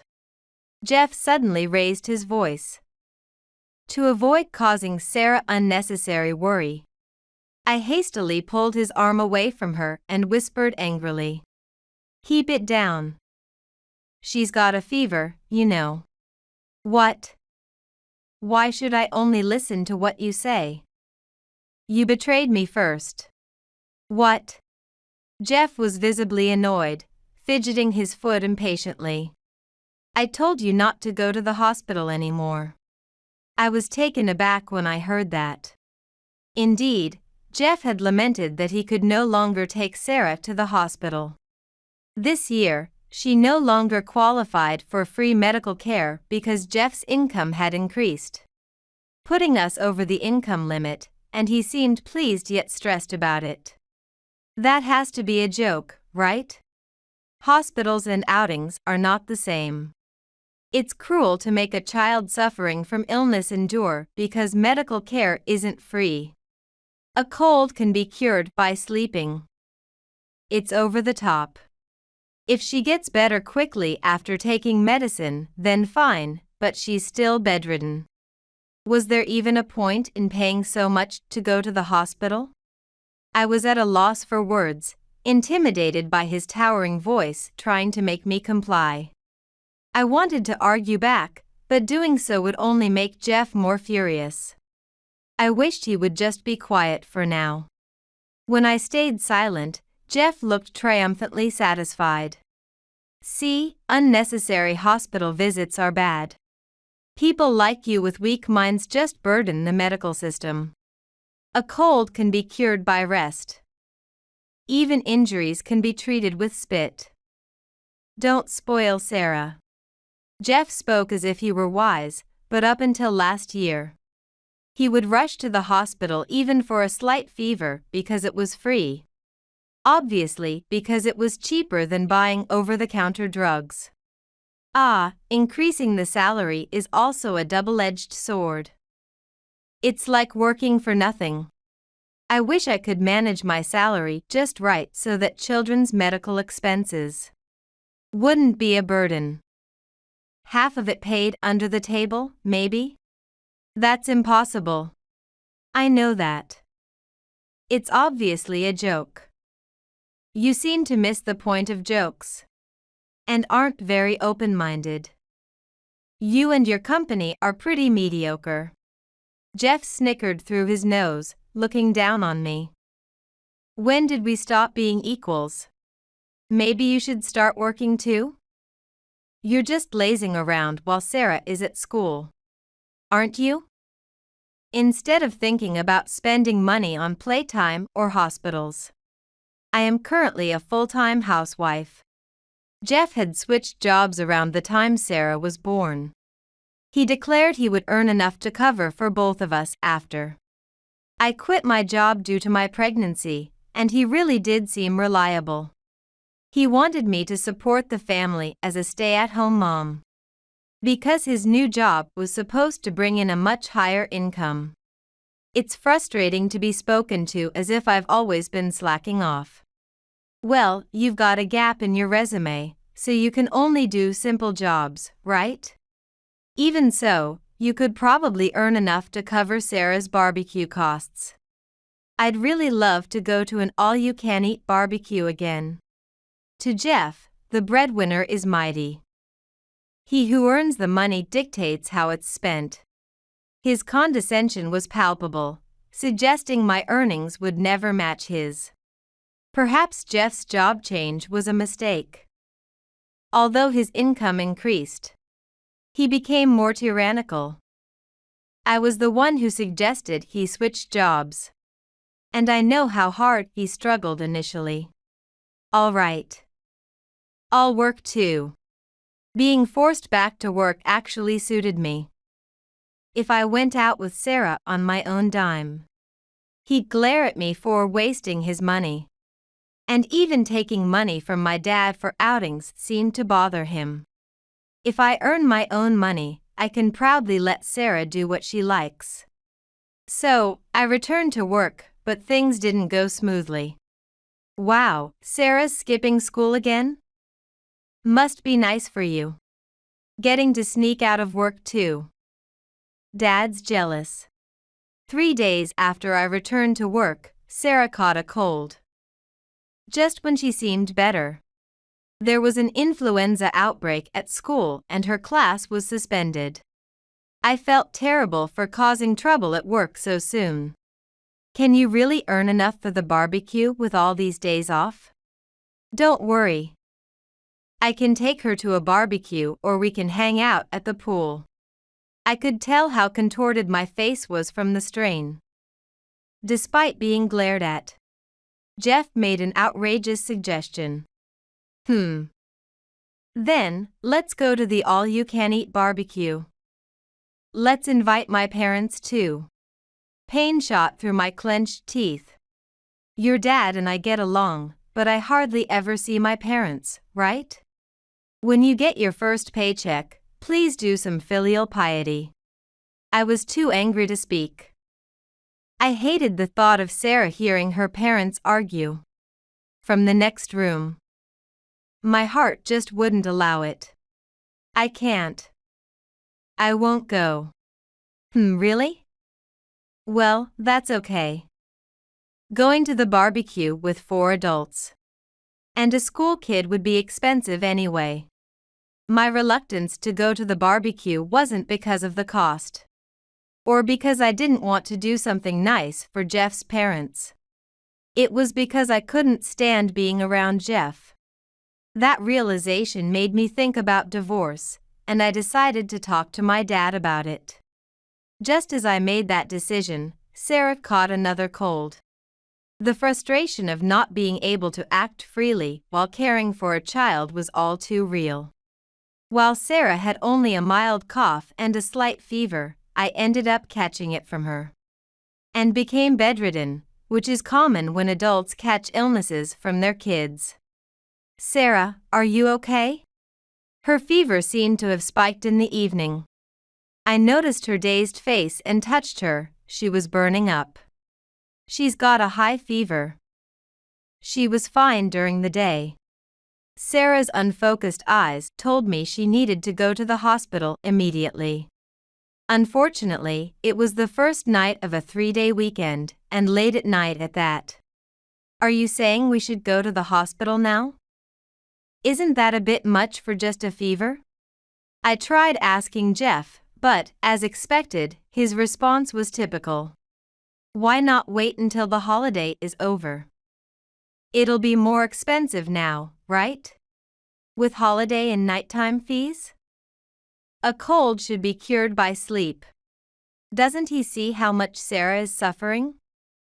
She was too weak to even express her pain, and was already half-conscious, barely responding when called. "Please, I don't care about the money. I'll pay whatever it takes. Just take her to the hospital. Please." I wanted to carry her myself, but I was too weak. It was hard to swallow my pride and beg someone I was considering divorcing. But I couldn't worry about appearances when it came to Sarah's welfare. "All right, fine." After desperate pleading, Jeff reluctantly agreed. "Probably we'd go to the hospital. Get told it's just a cold, receive some fever reducer, and come back." Jeff would be angry. But I didn't care anymore since I was planning on divorcing him. If he complained about wasting money, I was ready to throw a $100 note at him. These were the thoughts going through my mind as I tried to rest. After a while, I heard hurried footsteps approaching. It was too soon for them to be back from the hospital. Jeff burst into the room, his face pale. "Something's wrong with Sarah." In that moment, everything ended. Sarah was only 7 years old. Just 7. Full of hope for the future. My young daughter, who was so full of life, was no longer in this world. The night Sarah developed a high fever, Jeff didn't take her to the hospital. Although he said he would because I insisted, he probably thought she would be fine and let her sleep. But her condition worsened rapidly, and she passed away in no time. It might as well have been a bad dream. Unable to accept the reality, I found myself at a loss for words to blame Jeff. My dad has been running around handling everything, but I still feel like it's happening to someone else. Sarah's funeral is coming up. Yet I can't seem to grasp the reality of it. "Kelly, I know it's hard, but you need to pull yourself together. Today is an important day to send Sarah off." At my dad's words, I snapped back to reality. If Sarah is watching me from somewhere now, she won't be able to leave for heaven peacefully. As her mom, I want to do my best to send her off properly. Thank you, Dad. You're right. If I cry, Sarah will worry. Yes. She's got her grandma in heaven now. She'll live happily there with her granddaughter she's meeting for the first time. By the way, could you try calling Jeff? I've been trying to reach him, but he's not answering. Jeff was deeply troubled and had gone back to his parents' house since the day Sarah died. I didn't want him by my side, so that was fine. My dad seemed somewhat perplexed by a husband and wife who couldn't support each other. But he was too worn out from grief to inquire further. I took my dad's suggestion and looked around, but I didn't spot Jeff. His mom and dad weren't there either. I kept thinking, if only we had gone to the hospital that night. Jeff must be suffering too. Perhaps he's in no state to be here. I tried calling Jeff's cell phone multiple times during breaks. All I got was the ringing sound, with no response. On about the 10th call, he finally picked up. "How many times are you going to call?" It's creepy. I was worried about how to speak to a grieving Jeff. But it seemed that concern was unnecessary.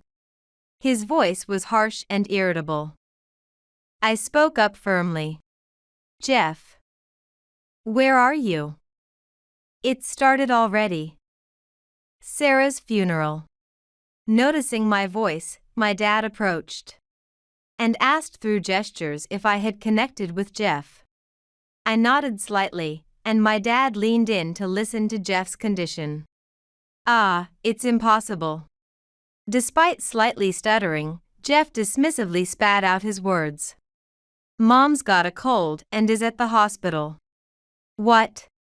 My dad froze instantly. Unaware that my dad was listening, Jeff continued. A funeral, huh?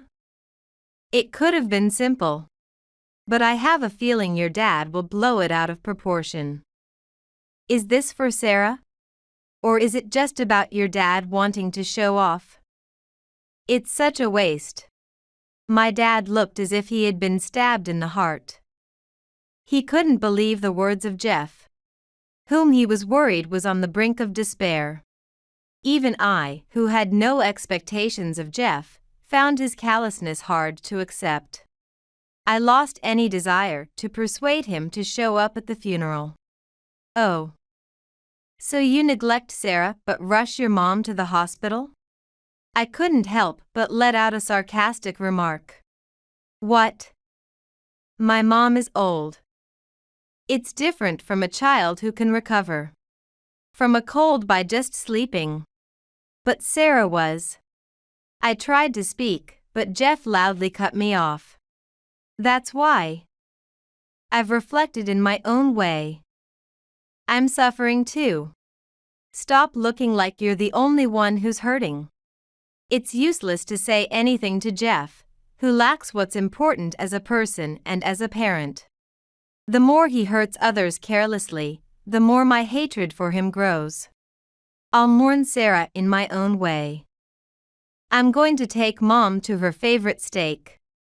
Even if Mom is weak from a cold, she'll feel better after eating meat. To avoid any trouble, tell your dad that Jeff is too exhausted and resting. As I was at a loss for words, my dad gently tapped my shoulder. Shaking his head, he silently communicated, "Don't bother with him anymore." My dad took the smartphone from me and abruptly ended the call. I wanted to curse Jeff out, but I couldn't find the right words, which was frustrating. I wanted to cry only for Sarah, but tears welled up due to my anger towards Jeff. There's no need to cry over such a person. Let's first send off Sarah. Then, we'll make that man cry his eyes out. A flame of anger blazed on my dad's back. I finally realized that I didn't have to bear the grief of losing Sarah and the anger towards Jeff alone. Thus, we managed to send Sarah off to heaven without Jeff. Maybe it's time to send him to hell? Yes, it's now Jeff's turn. I'll make sure he's thoroughly sent to hell. Or rather, knocked down to it. After taking his bereavement leave, Jeff returned to work from his parents' house. He walked slightly hunched over, dragging his feet, but managed to force a smile on the right half of his face. Despite being grief-stricken over losing his daughter, he was desperately trying to look forward. Sorry for the sudden leave. As soon as he entered his department, Jeff apologized to everyone. His forced smile was painfully awkward. His colleagues were also unsure how to interact with him, creating a tense atmosphere. Sorry for the long absence. While heading to his desk by the window, Jeff spoke to a nearby colleague. Did work pile up? I'll work hard to make up for the time off. While pretending to be energetic, Jeff heavily sat down at his desk. All eyes around him were uneasy, not knowing how to deal with him. Misinterpreting their looks as sympathy, Jeff chuckled. Thanks for your concern. As you can see, I'm fine. Don't worry, everyone. Now, let's get to work. Work. Jeff clapped his hands and encouraged everyone to resume their normal tasks. He is the department head, having risen rapidly in the ranks since transferring here 7 years ago. Despite the tough times, he could appear to be a great person, standing tall as a leader. No, Mr. Harrison, you've already. A young employee hesitated to speak. Despite making everyone around him uncomfortable, Jeff seemed to somewhat enjoy their concern. He smirked momentarily, but soon shrugged and smiled sadly. I'm fine, really. Of course, it's sad about my child, but it was a sudden illness. Nothing could be done. Well, my wife and I are both in our 30s. There's still a chance. The best way to overcome grief is to have another child. For that, I need to work hard. Come on, work, work. Let's shift our mood. No matter how much Jeff tried to play the good dad and boss, encouraging everyone, it was meaningless. He was the only one who couldn't understand the heavy atmosphere. Seeing this, I stood up quietly. What, Kelly? Why are you here? Jeff seemed to be intoxicated with his own misfortune, not noticing that I had been in the corner of the room all along. He looked down, embarrassed. That was understandable. Since the day Sarah died, we hadn't faced each other properly. Feeling somewhat guilty, Jeff had been avoiding me by staying at his parents'. So, get out. Having my wife barge in here makes it difficult for everyone to work. I calmly responded to Jeff, who hissed in a low voice. Why should I leave? I'm not an outsider. There's no issue with an employee being anywhere in the company. Jeff bit his lip. Yes, I also work at the same place as Jeff. To avoid meeting him at work, I had kept my distance from his department. But now, I had a reason to confront him here. Actually, Jeff, you're the one who should leave. Your presence here is what's really causing trouble. What? Our eyes met firmly for the first time in a while. His face, well-nourished, and not at all haggard, seemed perfectly healthy. You're fired. Terminated. Jeff, you're no longer needed at this company. Leave immediately. What? Jeff's cheeks, plump and glossy, twitched slightly. Fired. What? You don't have the authority to. His voice cracked, and his misery intensified. Then, someone opened the door and entered. I have the authority to fire you. It was my dad. Jeff, having perhaps already anticipated the worst, slumped to the ground. My dad approached slowly, his voice low and merciless, and said it again. You're fired. Jeff finally understood the seriousness as he saw the vengeance emanating from my dad. In fact, both Jeff and I work at my dad's company. Ever since our marriage, my only relative has been my dad, who was devoted to his work and did not interfere with our family life, which was probably a good distance for Jeff. Occasionally, when the three of us met, my dad would say to me, Jeff is a respectable head of the family. He's working hard. Continue to support and respect each other. Jeff saw it as, I'm in charge, so you need to show me some respect. What my dad actually wanted to say was, you two are both dealing with work and parenting challenges. Just be there for each other as a married couple. My mom had passed away before I got married, but my dad had been deeply in love with her. I'll do the dishes because it roughens your hands, he would say, taking on the task himself. Without knowing this side of my dad, who loved his wife, one might mistake him for a stern, old-fashioned, stubborn old man. From such a dad, Jeff perceived the wrong teachings that men are superior, and believed that as a man, my dad was on his side. Hence, Jeff thought he could act somewhat tyrannically towards me as long as he behaved in front of my dad. But reality is not so forgiving. You're fired. Jeff couldn't accept the word fired coming from my dad, whom he trusted. Looking around for an escape from my dad's stern gaze, he only found cold looks from the other employees. He seemed to realize only now that the confusion he had perceived as concern was a complete misunderstanding. His dismissal had already been communicated throughout the company. Only Jeff, foolishly, was still unaware that his chair was no longer his. This can't be. Trapped in a corner, Jeff trembled, bracing for an apology or an explanation. Jeff, unexpectedly, showed his fangs. This is a wrongful dismissal. Kelly has lied and unilaterally made me out to be the bad guy. With tears in his eyes, Jeff started a heated speech. You're framing me as the villain to vent your grief over losing Sarah. Sarah died of a sudden illness that couldn't be helped. Why does it look like you're the victim and I'm the bad guy? Both parents are bound to be devastated by the loss of a child. You're not the victim, Jeff blurted out in one breath, breathing heavily. No matter how loudly he shouted, my heart remained unmoved. Yes, I'm not the victim. Sarah is. I had of course informed my dad of the situation.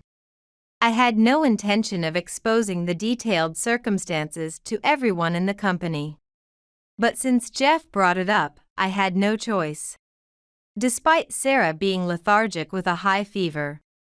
When I asked you to take her to the hospital, you refused because you thought the medical fees were a waste of money. You cheaped out on a few $10 and abandoned Sarah. If we had gone to the hospital sooner, maybe Sarah could have. The room stirred. No, that's not true. It's not my fault. It was night, you know? And during a 3-day weekend. Going to the hospital for just a fever would have been a nuisance. Jeff tried to ignore the judgment he was facing, but it ended up backfiring. Jeff was known for being good-natured. He had often taken Sarah out and, after returning, would say, I'm tired, but it's worth it for my child's smile. He had even taken her to the hospital for mild fevers and minor scrapes. That's why his excuse of just a fever only made him seem more despicable. The more he truly neglected his child, the more disdain he garnered. The position he had built up in the company was now shaking. Jeff scratched his head and stomped his feet in frustration. But I didn't think Sarah was in such a serious condition. It couldn't be helped. And yet, to kick me out of the company for just one mistake, that's cruel. It's an abuse of power for wrongful dismissal. I'm a victim too. There are mistakes in the world that cannot be forgiven. This isn't a dismissal based on personal feelings. Even as he played the role of a tragic husband, everyone here knew. They knew he had skipped his most beloved daughter's funeral. The colleagues had come to send off Sarah and had been puzzled by Jeff's absence. If he had been too devastated to attend, there might have been room for forgiveness. But was that really the case? People at the company saw you. They saw you enjoying a meal at the steak restaurant on the day of the funeral. Jeff had skipped the funeral and gone to eat steak with his mom. He had said so on the phone, but it was such an unbelievable story that I doubted it. However, on their way back from the funeral, my colleagues had spotted Jeff at the steak restaurant. They were shocked and reported it to my dad and me. At that moment, I felt ashamed and miserable to have such a man as my husband. No. What are you talking about? You must be mistaken. I've been so depressed I couldn't eat anything. I couldn't eat steak. But it was good that he was thoroughly unpleasant. I didn't need even a shred of sympathy. That's strange. Then what's this receipt? I fluttered the receipt that Jeff had submitted to accounting. It seems you wanted to deduct it as an expense. It wasn't with a client, was it? This steak place. And on the day of Sarah's funeral. Jeff rushed at me to snatch the receipt, but my dad grabbed his shoulder. For a moment, Jeff raised his right fist. but restrained himself thanks to the eyes around him. "Jeff, it seems you've been submitting personal receipts as expenses." The accountant couldn't stand the guilt and reported it. "You were submitting suspicious receipts, but as the prospective president, no one dared to oppose you." My dad approached Jeff with a stern face. "You've been acting as you please, using your position as the owner's relative. It's a shame. I had high expectations for you, Jeff, but I can't let someone who commits such malfeasance succeed me. No, I can't even employ you. You're fired." The word fired weighed heavily on Jeff, and his legs trembled. Jeff, too stingy, had even tried to expense personal dining and shopping. He might have enjoyed some benefits, but the cost was enormous. "What's the deal with everyone ganging up on me? A few dollars for a steak can just be put on the company tab. What a stingy company. I'm better off without you," Jeff muttered resentfully. No matter how tough he acted, it was just pathetic. He was beyond redemption, and the people around him looked on with pity. Feeling uncomfortable in a space without allies, Jeff shouted, his face turning red. "That's it. I'm going home." He might have thought he was acting tough, but he was just throwing a tantrum like a 2-year-old. Jeff made a show of storming out of the room, and I called out to his back. "Where are you going?" Jeff spun around, his eyes frighteningly bulging. "Home," he shouted as if it were obvious. Apparently planning to drown his sorrows in alcohol at home. "That's fine. But if you're going home, it should be back to your parents' house. Because there's no our home anymore." "What?" His bulging eyes rounded out. His face changed from one of anger to a look of stupidity. And I calmly laid out the facts. "Our house, I sold it. You can't go back there anymore." "Why would you do that without asking?" "The house we lived in was bought by my dad. It's in my name. Is it wrong for me to sell my own house?" Jeff's face contorted with anger as he struggled for words. "What?" "But, to sell the house I lived in on your own. It's true, that house is filled with our family's memories." It was really off-putting to hear him say family. The one who caused all the chaos in our family had the audacity to bring it up like it was important. "Because it's filled with memories, I can't live there anymore. You, who only have superficial kindness, wouldn't understand these feelings. It's true, the house is filled with precious memories. That's why everywhere I look, I feel Sarah's presence. Sarah, who is no longer in this world. I can't live in the room where Sarah spent her last moments as if nothing happened. But, I have rights too." Jeff persisted, so I handed him a piece of paper. "Let's get divorced." "What? You are no longer needed in my life. How can someone who never wished for his child's happiness and shirked his responsibilities have any rights? Compared to Sarah, who lost her life. What Jeff lost, his job, future position, social trust, money, and house, is trivial. Unable to be grateful that he still has his health, Jeff cries out in despair. "What? Why? Are you happy taking everything from me? It's not about being happy, is it?" I disdain him completely. Jeff, caught up in his own excitement, was embarrassed and couldn't stay any longer, leaving behind only a click of his tongue as he left. Afterward, Jeff would come to realize just how much he prioritized money over his own child. At first, he seemed down and guilty. Unable to face me, he fled to his parents' house. That would have been forgivable. However, at his parents' place, it seems he received some dreadful encouragement. Hey, what about Sarah's life insurance? You remember, we signed up for insurance. Because of some connection?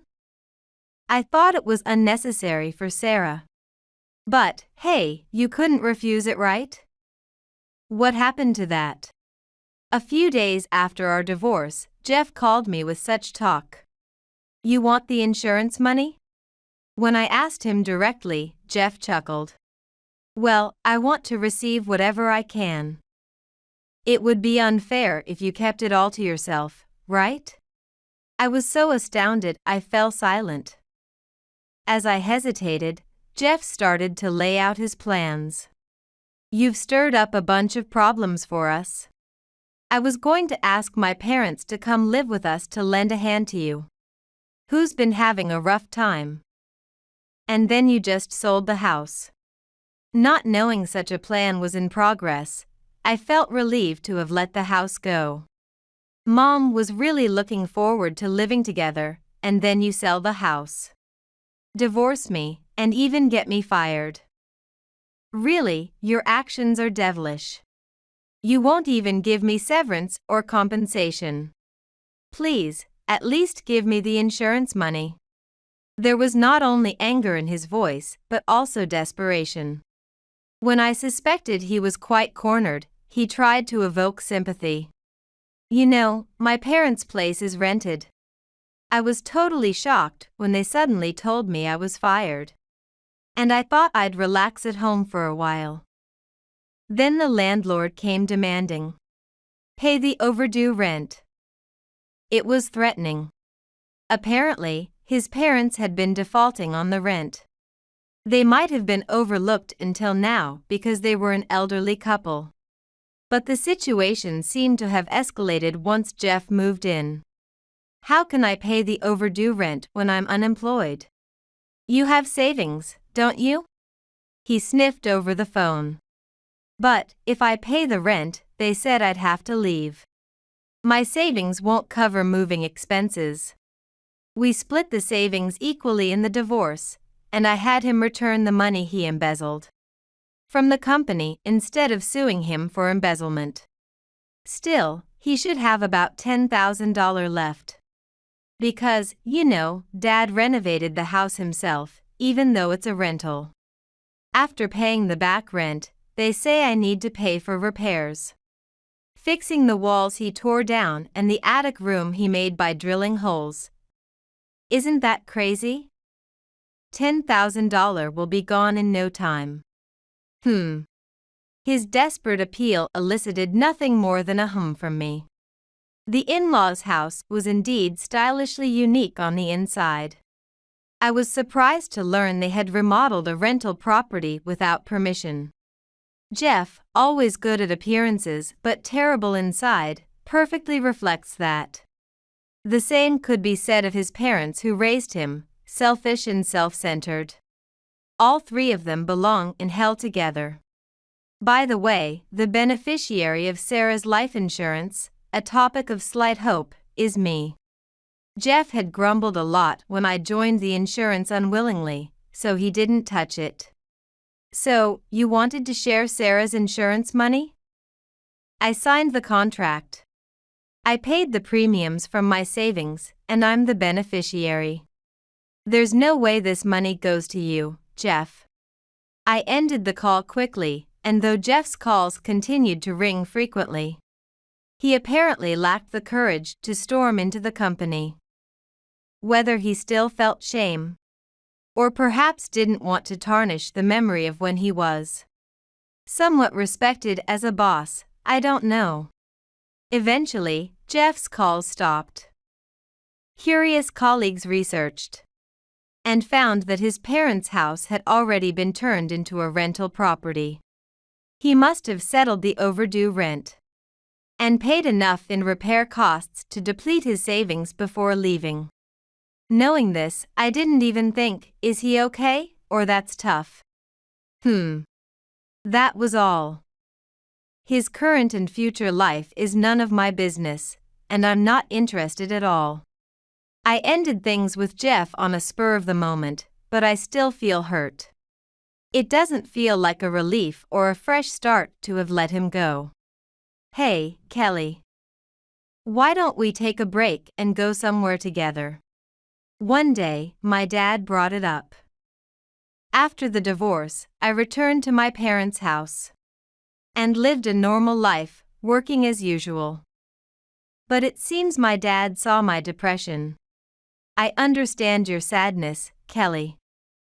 Parents cherish their children more than themselves. You've always prayed for Sarah's happiness, haven't you? My dad's gentle voice was really comforting to my ears. I'm a parent too, Kelly.